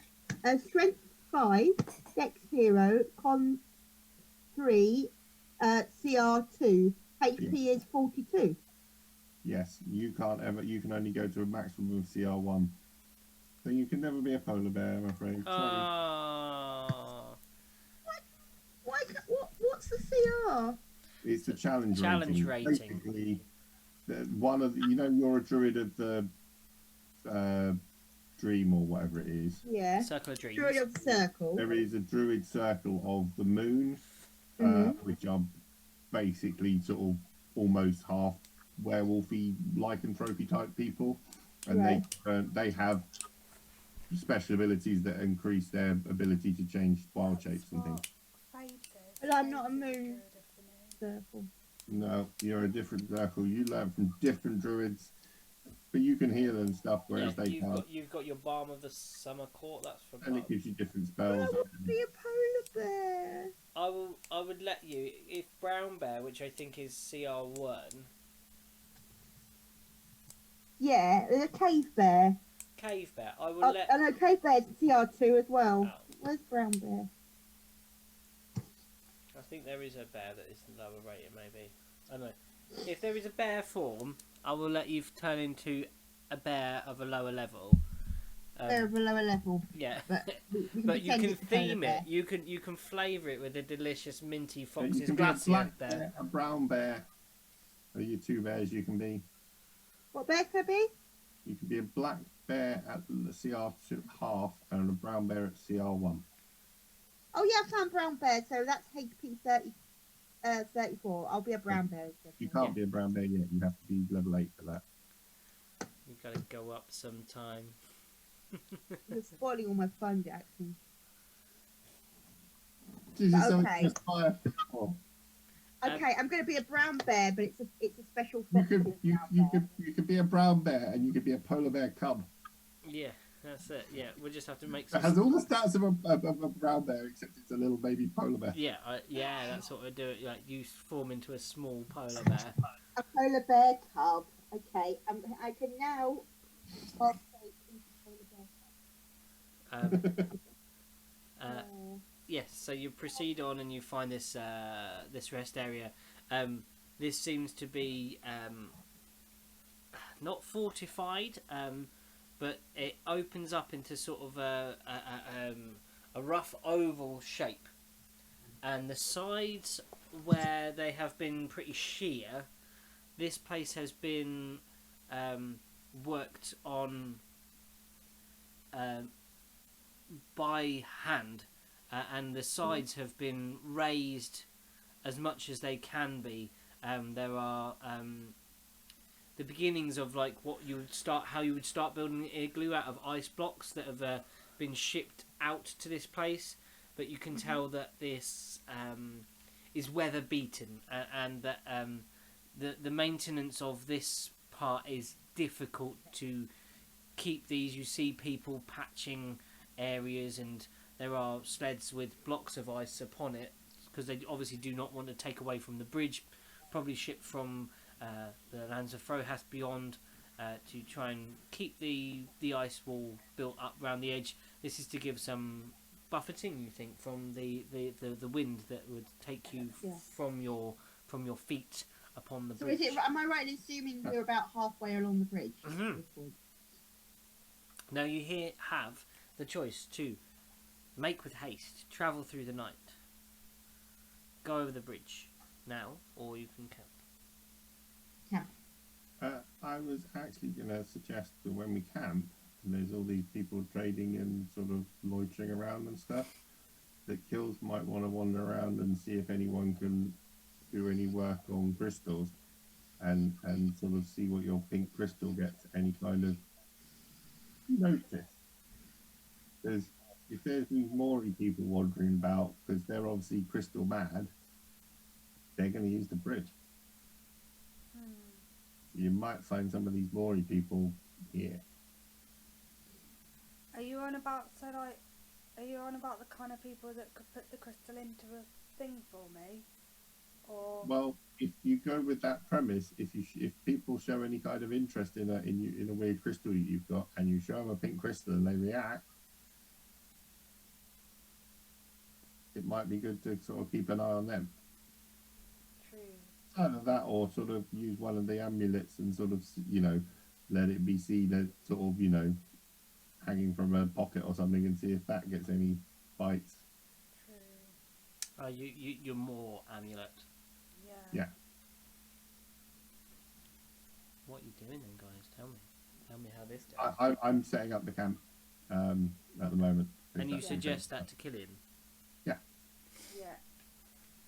Killian, you have the remains of a rather disgusting tentacle that is somehow still with its rigor mortis grip, holding on to. I thought it was wrapped in Charlie's dress. Oh, did you rip a bit of Charlie's dress off? You did, didn't you? Yeah, of his cloak. Yeah, sorry. I ripped a bit of Charlie's cloak. But you didn't say you disposed of the tentacle, did you? remember what. Well, So the tentacle was holding onto the crystal, wasn't it? Yeah, but then they wrapped it in a bit of Charlie's cloak. Yeah, I can't remember what I did with the tentacle. the crystal, the tentacle's probably about 4 weeks dead by now. Mm. Yeah, I think I actually like tossed the tentacle Okay. because it was so mangled and like rotting and smelling and things like that. Yeah. I think I remember tossing that. Okay. Yeah. Okay. But yeah, so it's wrapped in Charlie's cloak. Yes. What would you like to do then, Killian? Please tell me. There are small, well-contained fires lifted off of the ice, and people gathered round. They are toasting things like corn. There is a lovely smell in the air, and there is a camaraderie. There is you suddenly hear to one side of this camp area someone strike up a tune. I just look over at Charlie at that and I'm like... There's a like a fiddle and a lute being strummed in the corner. A pair of bards begin to perform some music, and a couple of kids climb off of one of these caravans and they begin to do one of those dances, you know, where you kick your feet together. Yeah. They do one of these kind of very tightly choreographed like things, hitting elbows, clapping hands, spinning round. I'm going to grab Charles's hand and I'm going to go, come on Charles, let's join in. And I'm going to drag him over to the dancing. Okay. And I want to go and enjoy the dancing with Charles. Oh, Charles likes dancing with me, remember? Yeah, this is quite wonderful now, because you danced kind of breast to breast with Charles last time, but now you've got Eggy in between you. Yeah. Can you make so we see how well we dance? Yeah. I think we should performance check this and see how wonderful our dancing is. Oh, Charlie. Charles, don't get one because you're going to smash the egg.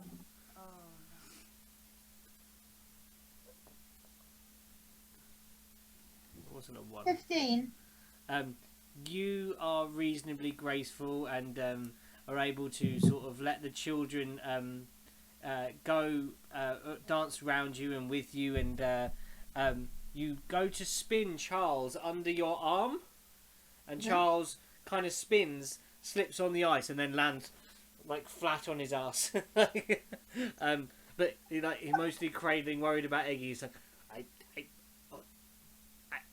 I maybe should have been wearing those.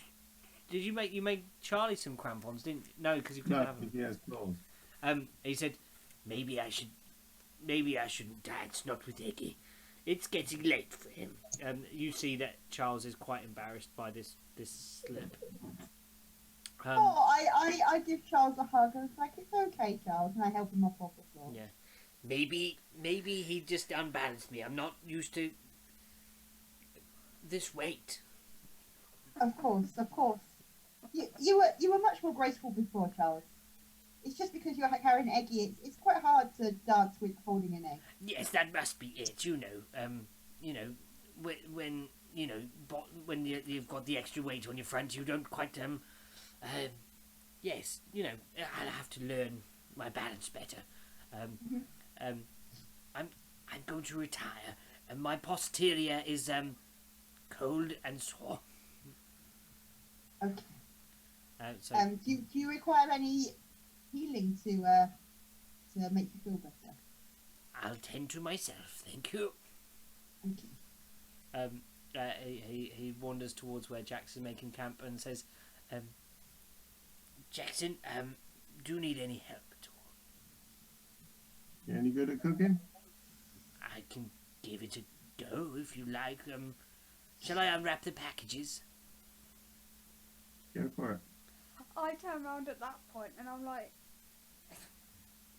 Jax, we having fried egg for dinner?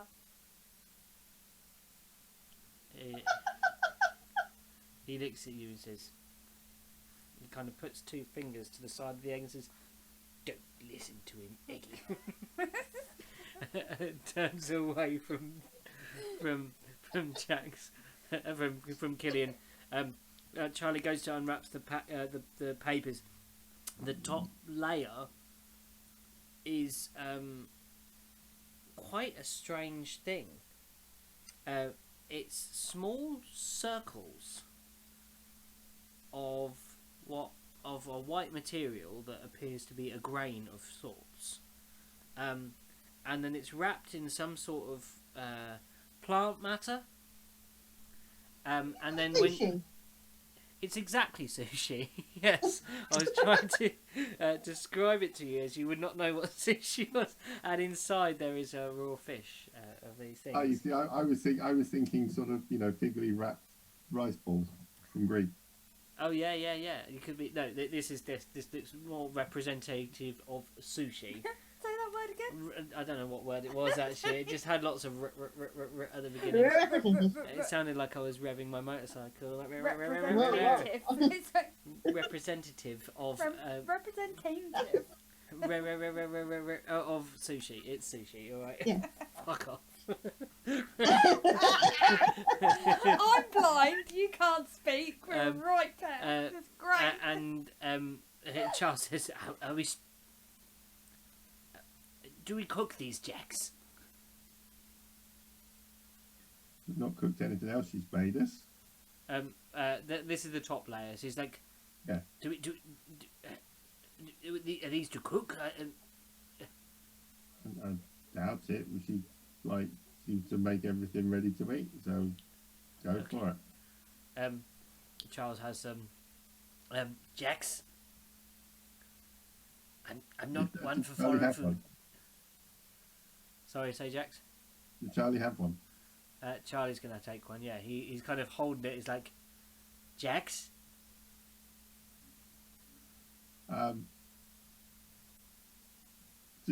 Jax will probably pick up sort of a handful, so he's probably going to grab like 4 or 5. Yeah. These don't look very filling, so Yeah. It's the one thing about sushi. Down the hatch, I believe is the phrase, Jax. Yeah. Okay. And in it's that kind of very umami flavour of the seaweed on the outside, then that like slightly vinegared rice in the middle, and then that big fatty juicy fish in the centre. I want sushi. Like a big It's the thing I've missed the most out of lockdown. Yeah, like that big. I haven't had sushi for years. Fatty salmon. We'll make you some. That's it. That's the third. That's the main. That's the third thing. I'm writing it down. Sushi. That's the main. Beans makes wicked sushi. I do. Sushi and knickknacks. Sushi, knickknacks, and croissants. pastries. Strangest D&D lunch ever, and it's all based upon our adventures within a fantasy realm. I love it. At least it's not like all seafood. At least you didn't decide that you're going to have the owlbear, because we'd have to find a bear to roast on the beach. Fucking owlbear. You need to take a lemon with you, obviously, when we go, just to complete the. Squeeze the lemon on the sushi. Yeah. But I'll take a segment out of it. Yeah. Just for full on like. I'm writing the shopping list. Lemon with wedge missing. You're gonna go into the shop and say, "Excuse me, do you have any lemons, but with one wedge missing, please?" Yes. So you are gathered round. Tell me what you're doing, Killian Norn, please. It's like I'm sat there. I haven't quite got up yet, but I'm like looking around. He goes. So he offers, Killian. I'm just kind of like, I don't even like judge it or anything. I just like, same with Jack's. It's like I've never had these, but I look at, they're like what, this size? Yeah, they're like Mackie rolls. So to Killian, they're like this size. Yeah, they're small for your great claw on your 3 fingers. They've gone from like meow, meow, meow. That size. that. It's perfect used to be a large spell. Yeah, but this thing, I've never had them before, so I'm like. Oh yeah, so you won't know whether you like them or not. But this thing, I don't doubt her. Is the thing. I'm like. Yeah, it'd be hard to. It's hard to doubt. Yeah, exactly. Killian doesn't like anyone, but he's fallen in love with her. I think. Like, Your little You know dwarf. what I When you mean? get to the next layer, there's funny little slices of the ginger and the sort of wasabi and stuff. We're like, what are they for? Yeah. A And I'm little just pot like, of soy sauce. Yeah. So I pick one up, go straight in my mouth, and then I'm like, I'd just take that handful of them. Yeah. Exactly. They're quite good. I'm pleasantly surprised. Where would Charlie find you, Sarah Gladrinell? Well, I was still dancing. Oh, okay. You're So still I think- dancing. Yeah, I picked Charles up, but I'm still dancing. Okay, cool. The music is jolly light. Quite epic in places. It lifts up to sort of great crescendos and then spills and tumbles down and makes the whirling as you spin feel like you are part of the very wind that whips at the little snow. Yeah. That kind I'm of sort of picks up. Caught up in the essence of the music. Yeah. The feeling that you get and this kind of warm camaraderie of the traders that obviously live quite a harsh life. This is not easy to go to and fro and do it all the time. The faces are revealed slightly now as the fires are lit, and you can see that the eyes are bright and sparkling, and they twinkle with joy, but the skin is quite reddened and raw and tanned from the snow reflections and the ice reflections that refracts all the sunlight. I can imagine people, you know, when you wear sunglasses and you get sunburn and you end up with that white bit. Yeah. That's how I imagine it, but opposite. So you Yeah. end up with like a red band. bit. Yeah, like you. a band here, Yeah, sunburn. exactly. Like when you've seen pictures of people when they go like Arctic exploring or like Great Mountain hiking and stuff Or even like like that. skiing and stuff Yeah. like that. Yeah. This bit here that is exposed because I've got goggles on or whatever. Yeah, like it this goes bit super here red. is Yeah. red. I imagine it like that. Yeah, That's how I. it's exactly Just like then, that. that's like how I saw the harshness of the environment is written on the faces of the people that you see here. Yeah. So, tell me what happens. Are you all dancing? You had Jax's suggestion. This is where I'm Yeah, trying to. I've eaten. I think like while I'm eating, I'm still like looking around, checking everybody out, seeing what's about, like if they are trading anything and stuff like that.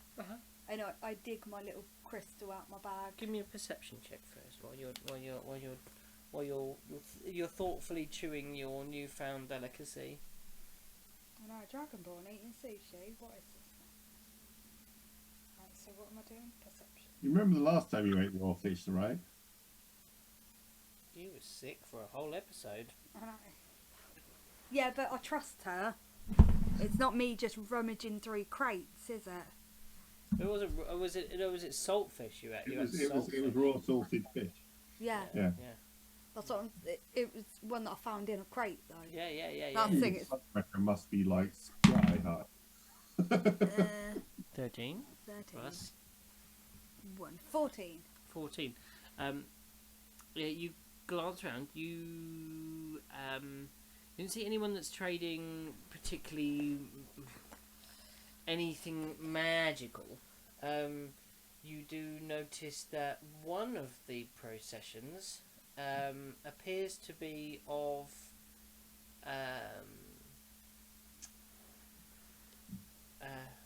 one is wearing the garments of a priest or some sort of possibly a cleric. That is there. There is a small sled. So Killian's just kind of gone, don't trust them anymore. Like after that guy we bumped into that ended up being the octopus thing. No. Killian's like, they're all bad. Don't trust any of them. But the person that you do see is Dragonborn. The cleric is Dragonborn. Don't mean shit. No, I'm just letting you know. Like, they appear to have the snout. The snout. The snout. Snout. A non-tailed Dragonborn, this one. See, Killian could be an asshole and go up to him purposely swinging his tail like. And they are slightly. You think this would be? You were quite versed in dragons, obviously from your heritage. There is a sort of coppery hue.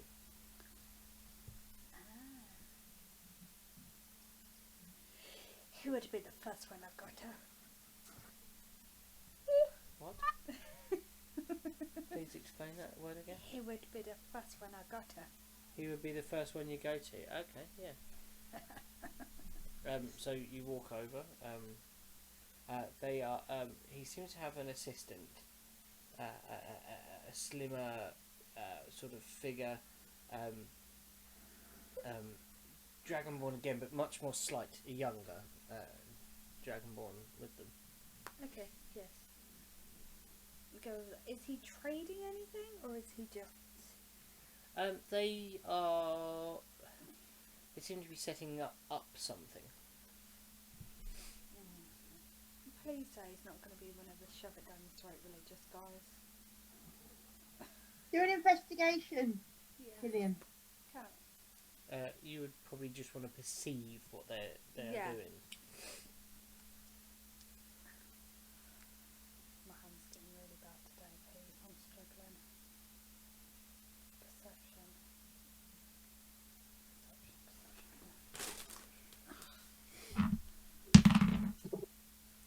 Nope.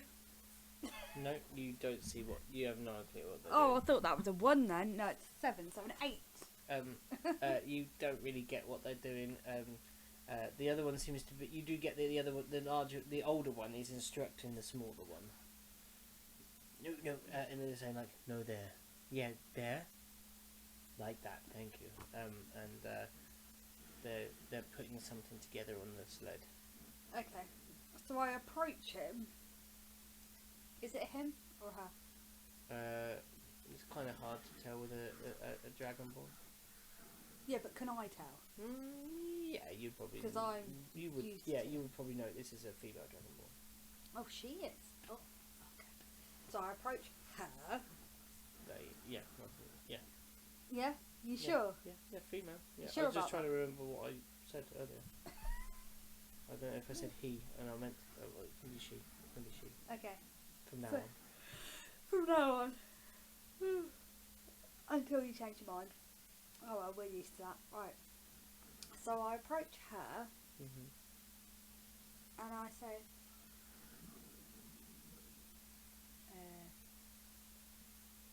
evening, fellow Dragonborn.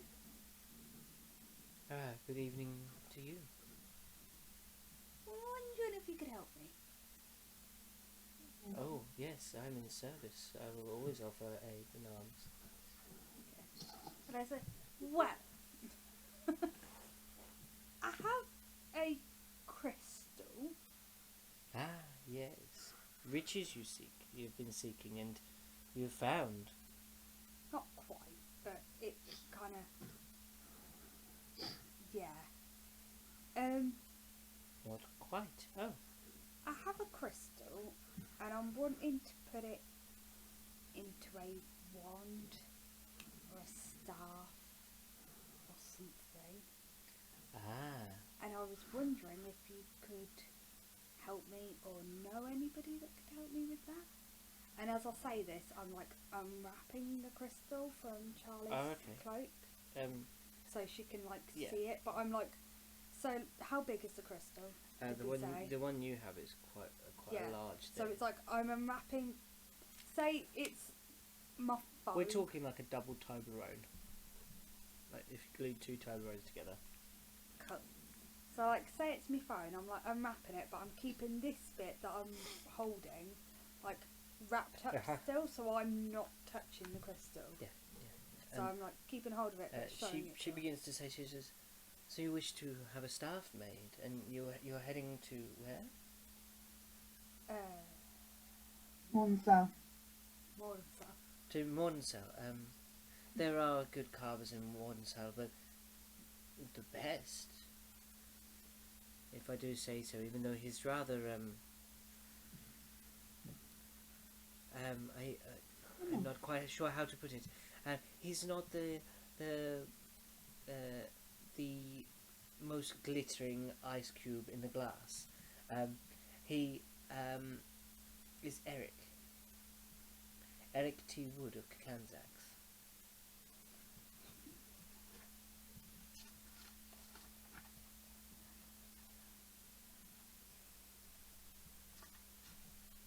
Okay. You're going to find out who he is, what type of creature he is, where he is, any of that? Inca Kank. Not in a kangaroo, no. I didn't say a kangaroo. Inca Kanzax, yes. Inca How do you say it? Kanzax. Kakanzax. Yeah. There you go. Inca Kanzax. Yes, in the sort of making quarter, near the blacksmiths, near the head of sort of like the Kanzax maintenance area. There's a dwarf called Malgon who runs that. Sorry guys, there's a blacksmith there too.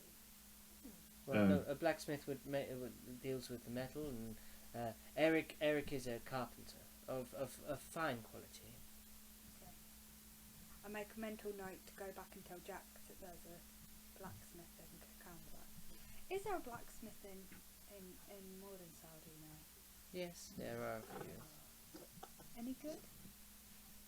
What was the dwarf's name, sorry? Malgon is the name of the dwarf Dwarf. in Kakanzax. And what's he? No? Or they?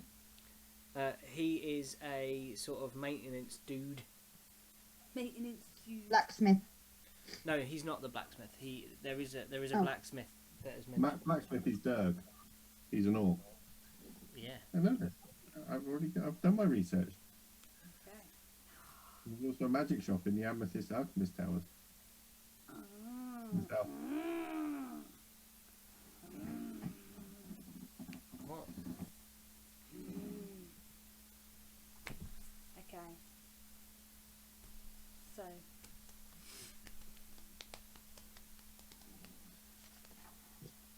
I haven't many Kanzax age. So, so there's nobody here that would be able to help me with the crystal thing. As the crystal is gradually unwrapped, her eyes drop to it, and she says, and forces it to your chest to try and cover it up. And just no, don't show that here. Why not? Hide it well. Why? Pray that no one has seen it. These are. I tell of this. This is of part of Shard. Malign intent is held within these things. You haven't touched it, have you? Not touched it. Per se. With my hands. Yeah. But that is a Officially, good thing. Killian hasn't touched this one. What is It was the one that was growing out the wall that Killian licked. Oh yeah, it was there was one on the wall. Yeah, exactly. I haven't touched this This one. this came from the chest. Yeah. So what would happen, just for example, what would happen if somebody was to, I don't know, lick it? Bad omens.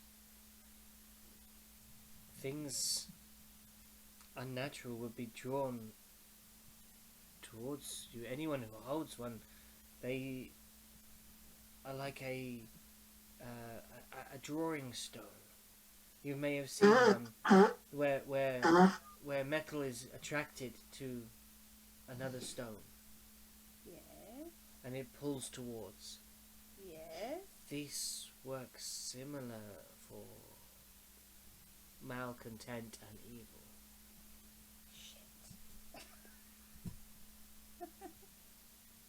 So basically, bad stuff comes through stone if stone is out in fresh air. She says this Not should be. just out in the open, just because I have it, and it's. Have you noticed since having the stone, things haven't been very nice? I just thought it was you being a bastard, to be honest. A little bit of that. Yeah, a little bit there, yeah. She says this should be held in one of the chambers, one of the boxes. There are great stone coffins that hold these and contain their power and shield them we from. kind of found one of them. Where? On our travels. Somewhere. Can't remember. But then Estelan church casement. I don't tell her this. Okay. I don't trust I thought her that you for couldn't remember. No. Yeah, I that was definitely a face of I can't remember. My brain was going. hint. How do I put that? Like, we found one, but not just in the crate thing that she's talking about. Was my thinking? Yeah. Because we found them in the wall as well, didn't we? You did. And That's that's the why I one was. Yeah, that's what came with it. I'm going lick it. That's why I was like, how do I say that? We found them in the crate, but not just in the crate. We found them in the wall on the floor. I would assume that it's something like it was seeded and growing from a sort of a rock base or something like that. So,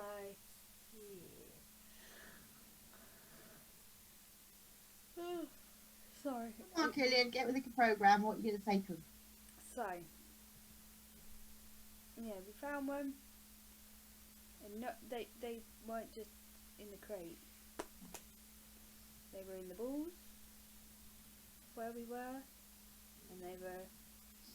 We found big ones, very big ones. Where? Various places. You found them in Estland. No, I'm just saying that's where you found them. Yes, I That's do. where you come across But them. I'm not telling her this. No, it's fine. Yeah. What shall I do with it?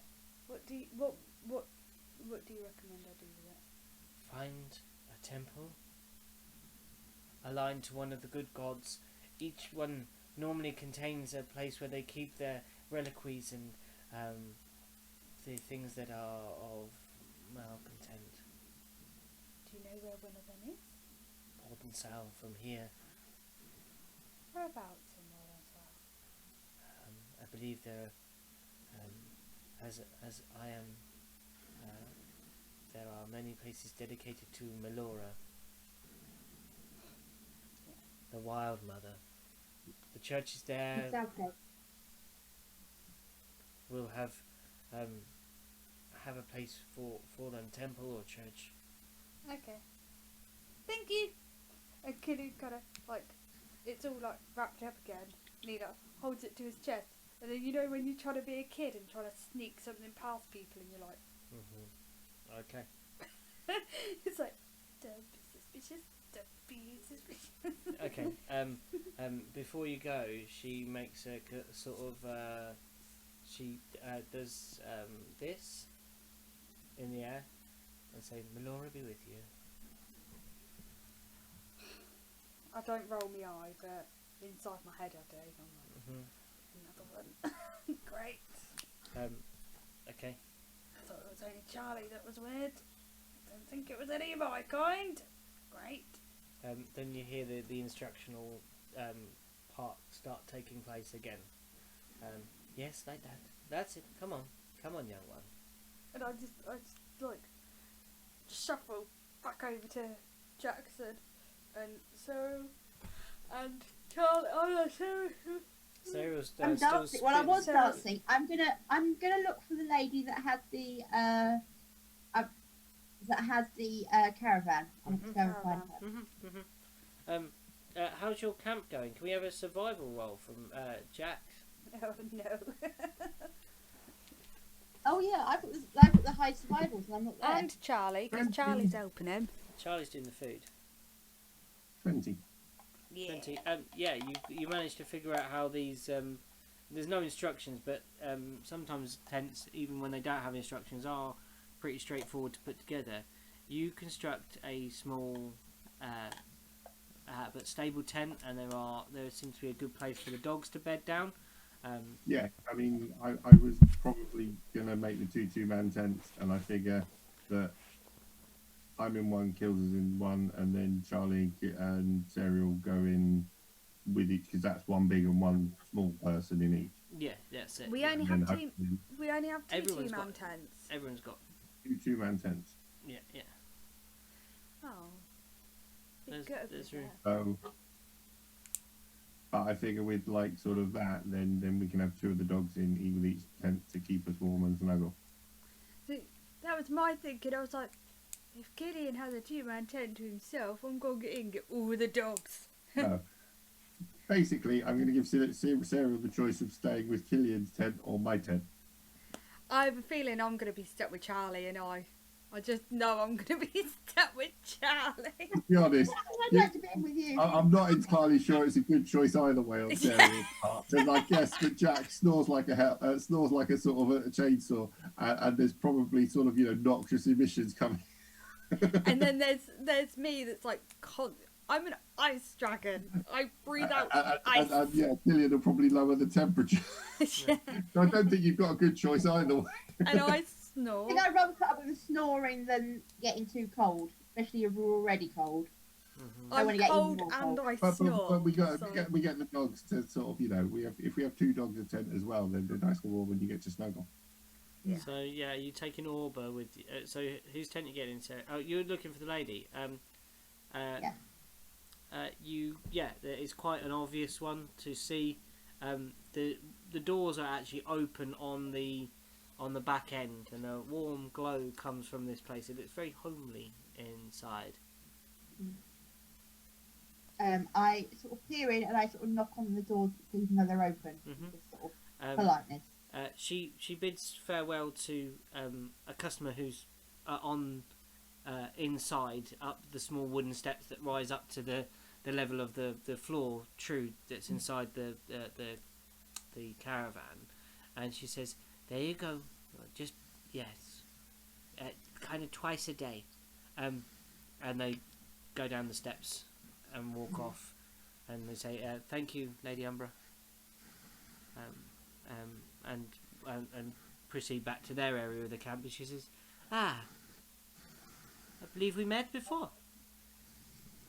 Good sorry, wrong evening. voice, My sorry. name is. I believe we met before. Good evening. My name is Sarah Gabdo. I'm sorry we didn't introduce ourselves properly, but we were travelling at speed. It was difficult to start with. Indeed, eyes on the road and all that. Yeah. You can see she is more unwrapped. This ruddy skin. There is a hood still up. There is a greyish hair that kind of comes out and round. The features are quite angular, and the skin is well lined. So then the burgundy goes to a deeper burgundy. Imagine that sort of wind blasted effect, but on like a leather couch kind of thing. That kind of really Yeah. dark creases that run round her face. And she's woman of age. Yes. May I step in and peruse your establishment, madam? Oh, of course. Come on board. You need a hand? No, I'm fine, thank you. Sure. And you climb on board. The place is hanging with herbs, and there seems to be some sort of suspension built in as you step on. You're not a heavy person, but even with that, like the weight shifts, and there's a rocking that sets a few bundles of herbs that are hanging, just swaying, dried herbs, and the liquid in the glasses. You can see it just jiggle a little bit. The walls are lined with these shelves that have like bands across the front to hold each jar in place, and each thing is so perfectly made, so she travels so much that you believe that nothing in here would be too disturbed with a great wind that would blow up. There are small, it's like a pestle and mortar on a side. There seems to be a small iron with a great iron oven, or like a kind of sealed in brazier that not a brazier. What do I mean? A stove. That's what I mean. Like an iron sort of type stove with a hefty handle, ruggedly made, not beautifully decorative, but very certainly functional. That is pumping out a great heat into this place, and that's where you see the smoke coming up from. It has a flat plate upon the top, and there is a boiling pot atop it. I look to the pot and I say, "May I?" Oh yes, a herbal remedy, one to give you some sort of bracing against the cold nights. It'll help you sleep also. And I say, "Do you have a drinking vessel I may borrow to drink some of this?" Oh, of course, here. She says, "Let me." Walks over and produces a small clay cup and a wooden ladle. Scoops out some of this beverage and pours it into a cup. Here, my dear, a couple of copper. So I hand over the copper. Yeah. Thank you. She places it inside the wrappings. Okay. So, I am a druid of the Circle of Dreams, and I'm intrigued by your caravan. I was wondering, we are on a mission to Mornsal. A mission. Yes, we have business there, and I was wondering whether you had anything that may be of use for a druid and her friends to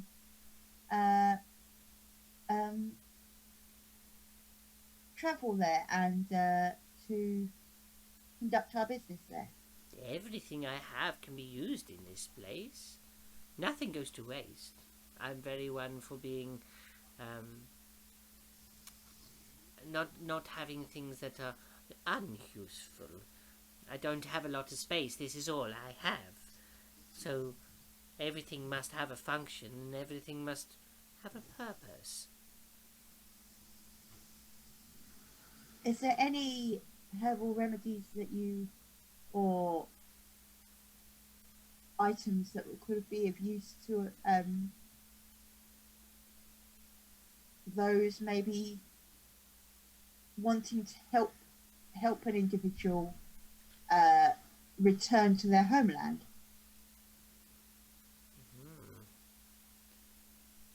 Do you mean... I'm not quite sure what you mean. To return to their homeland, what would they need for such a process? Maybe somebody who was injured or had forgotten where they were, or that maybe was trapped in some way. Someone who had forgotten who they were. Someone with a mind sickness, you mean? Yes, indeed. Ah. I could maybe make something, yes. It's not something off the shelf, it's a brew. Do you mean to leave by morning? That would be great. How much would that be, please? I will have a think. And I will give you the prices in the morning. It shouldn't be more than 50 gold. I mean, most of my potions aren't at more than 5. They're not some of the great healing potions, but they will resolve some ailments or maybe assist in greater healing in some other way. Okay, so no more than 15. Yes. 1 5. If you want something that's more exotic, more powerful, such as a potion of healing, that will be a little more. I have some potions of healing left from my travels. We have travelled very far and for a long time, and it's always been an aim of ours to eventually get to Mornsdale and meet with an old friend of mine. But first, yes, I fear we may need some extra help in order to complete our mission. She says, yes. It sounds like you have serious business. You sound quite concerned about the one that you has the mind sickness. Mm-hmm. Yeah. They're an old friend of mine, and I haven't seen him for quite some time. And I fear for him. I do. Yes, then you should go to him, and I will do all I can to help you. You suddenly feel on your leg something brush against it. Okay. Can I do a perception to find out what it is? You don't need to. You can just look down. Oh, okay. Look down. It looks like a cat. Oh. Great big ears, like really, really big ears. Like a bit like a phoenix. We're talking like if you imagined it like a cat but with bat ears, like that big, like really, really big ears, and the ears don't have very much. Like there's not very much fur on the ear. They're kind of like quite. Can I do an arcana to find out if it's something that's wild shaped, please? Oh, you want to see if it's a magical creature? Yes, Yeah. you can. Yeah. Oh, that would still turn up in arcana, wouldn't it? If it was a creature that was wild shaped. You could see if it was magical. Yeah, if that's what you would like to do. Toby, stop licking the bed. 13. No. No. You don't think it's magical. I don't think it's magical. Okay. No, it seems pretty mundane. Its span of its paws is a bit different from most cats that you've seen. It's kind of got wider feet. It's a cat definitely, but the features are quite bat-like, like the front part of the nose and stuff, like a Siamese that's been sort of stretched and pulled back basically into bigger ears. It's a beautiful cat. Is it a pet of yours or is it a travel companion? Oh, that old thing follows me everywhere. One of my only. They've been travelling with me for a long time. You say they? Yes, they. Is there more than one cat then? No, I've just yet to ever discover what sex it is. Ah, I see. Won't let me near the back end. Not with any amount of balm. Maybe it's just fearful. Maybe something's happened in its past. They're reasonably tame, but yes, certain things. Isn't that right, Footpad? And Footpad.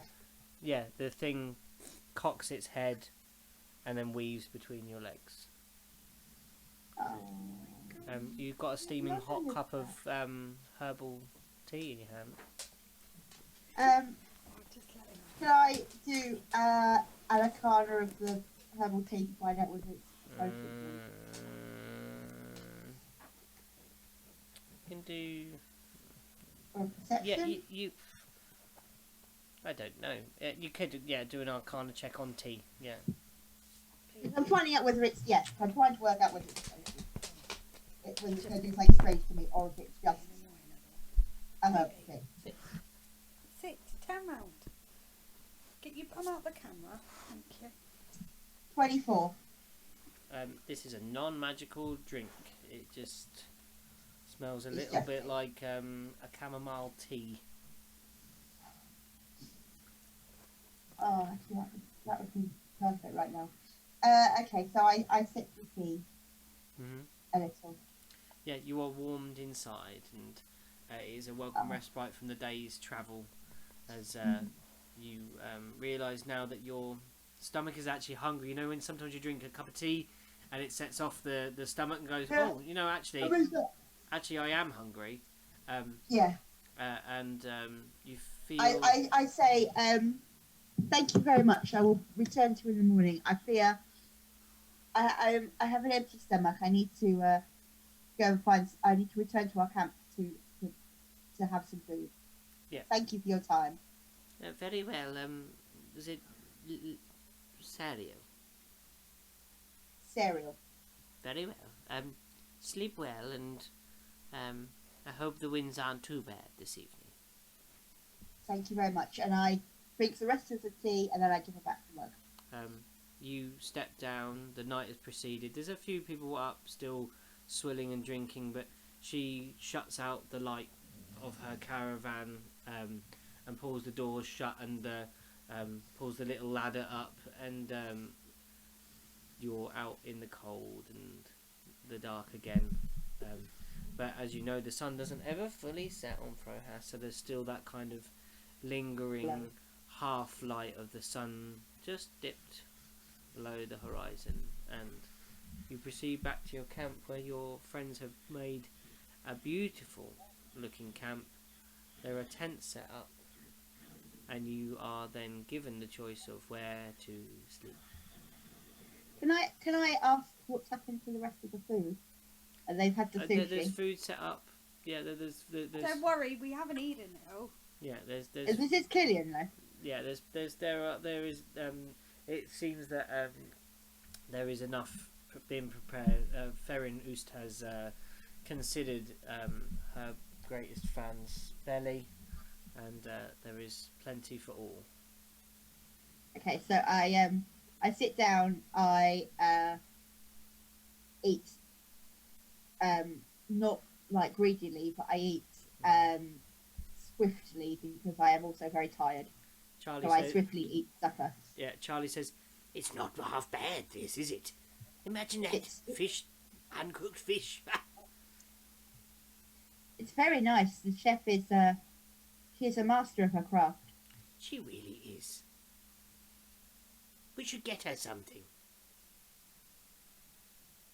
We should.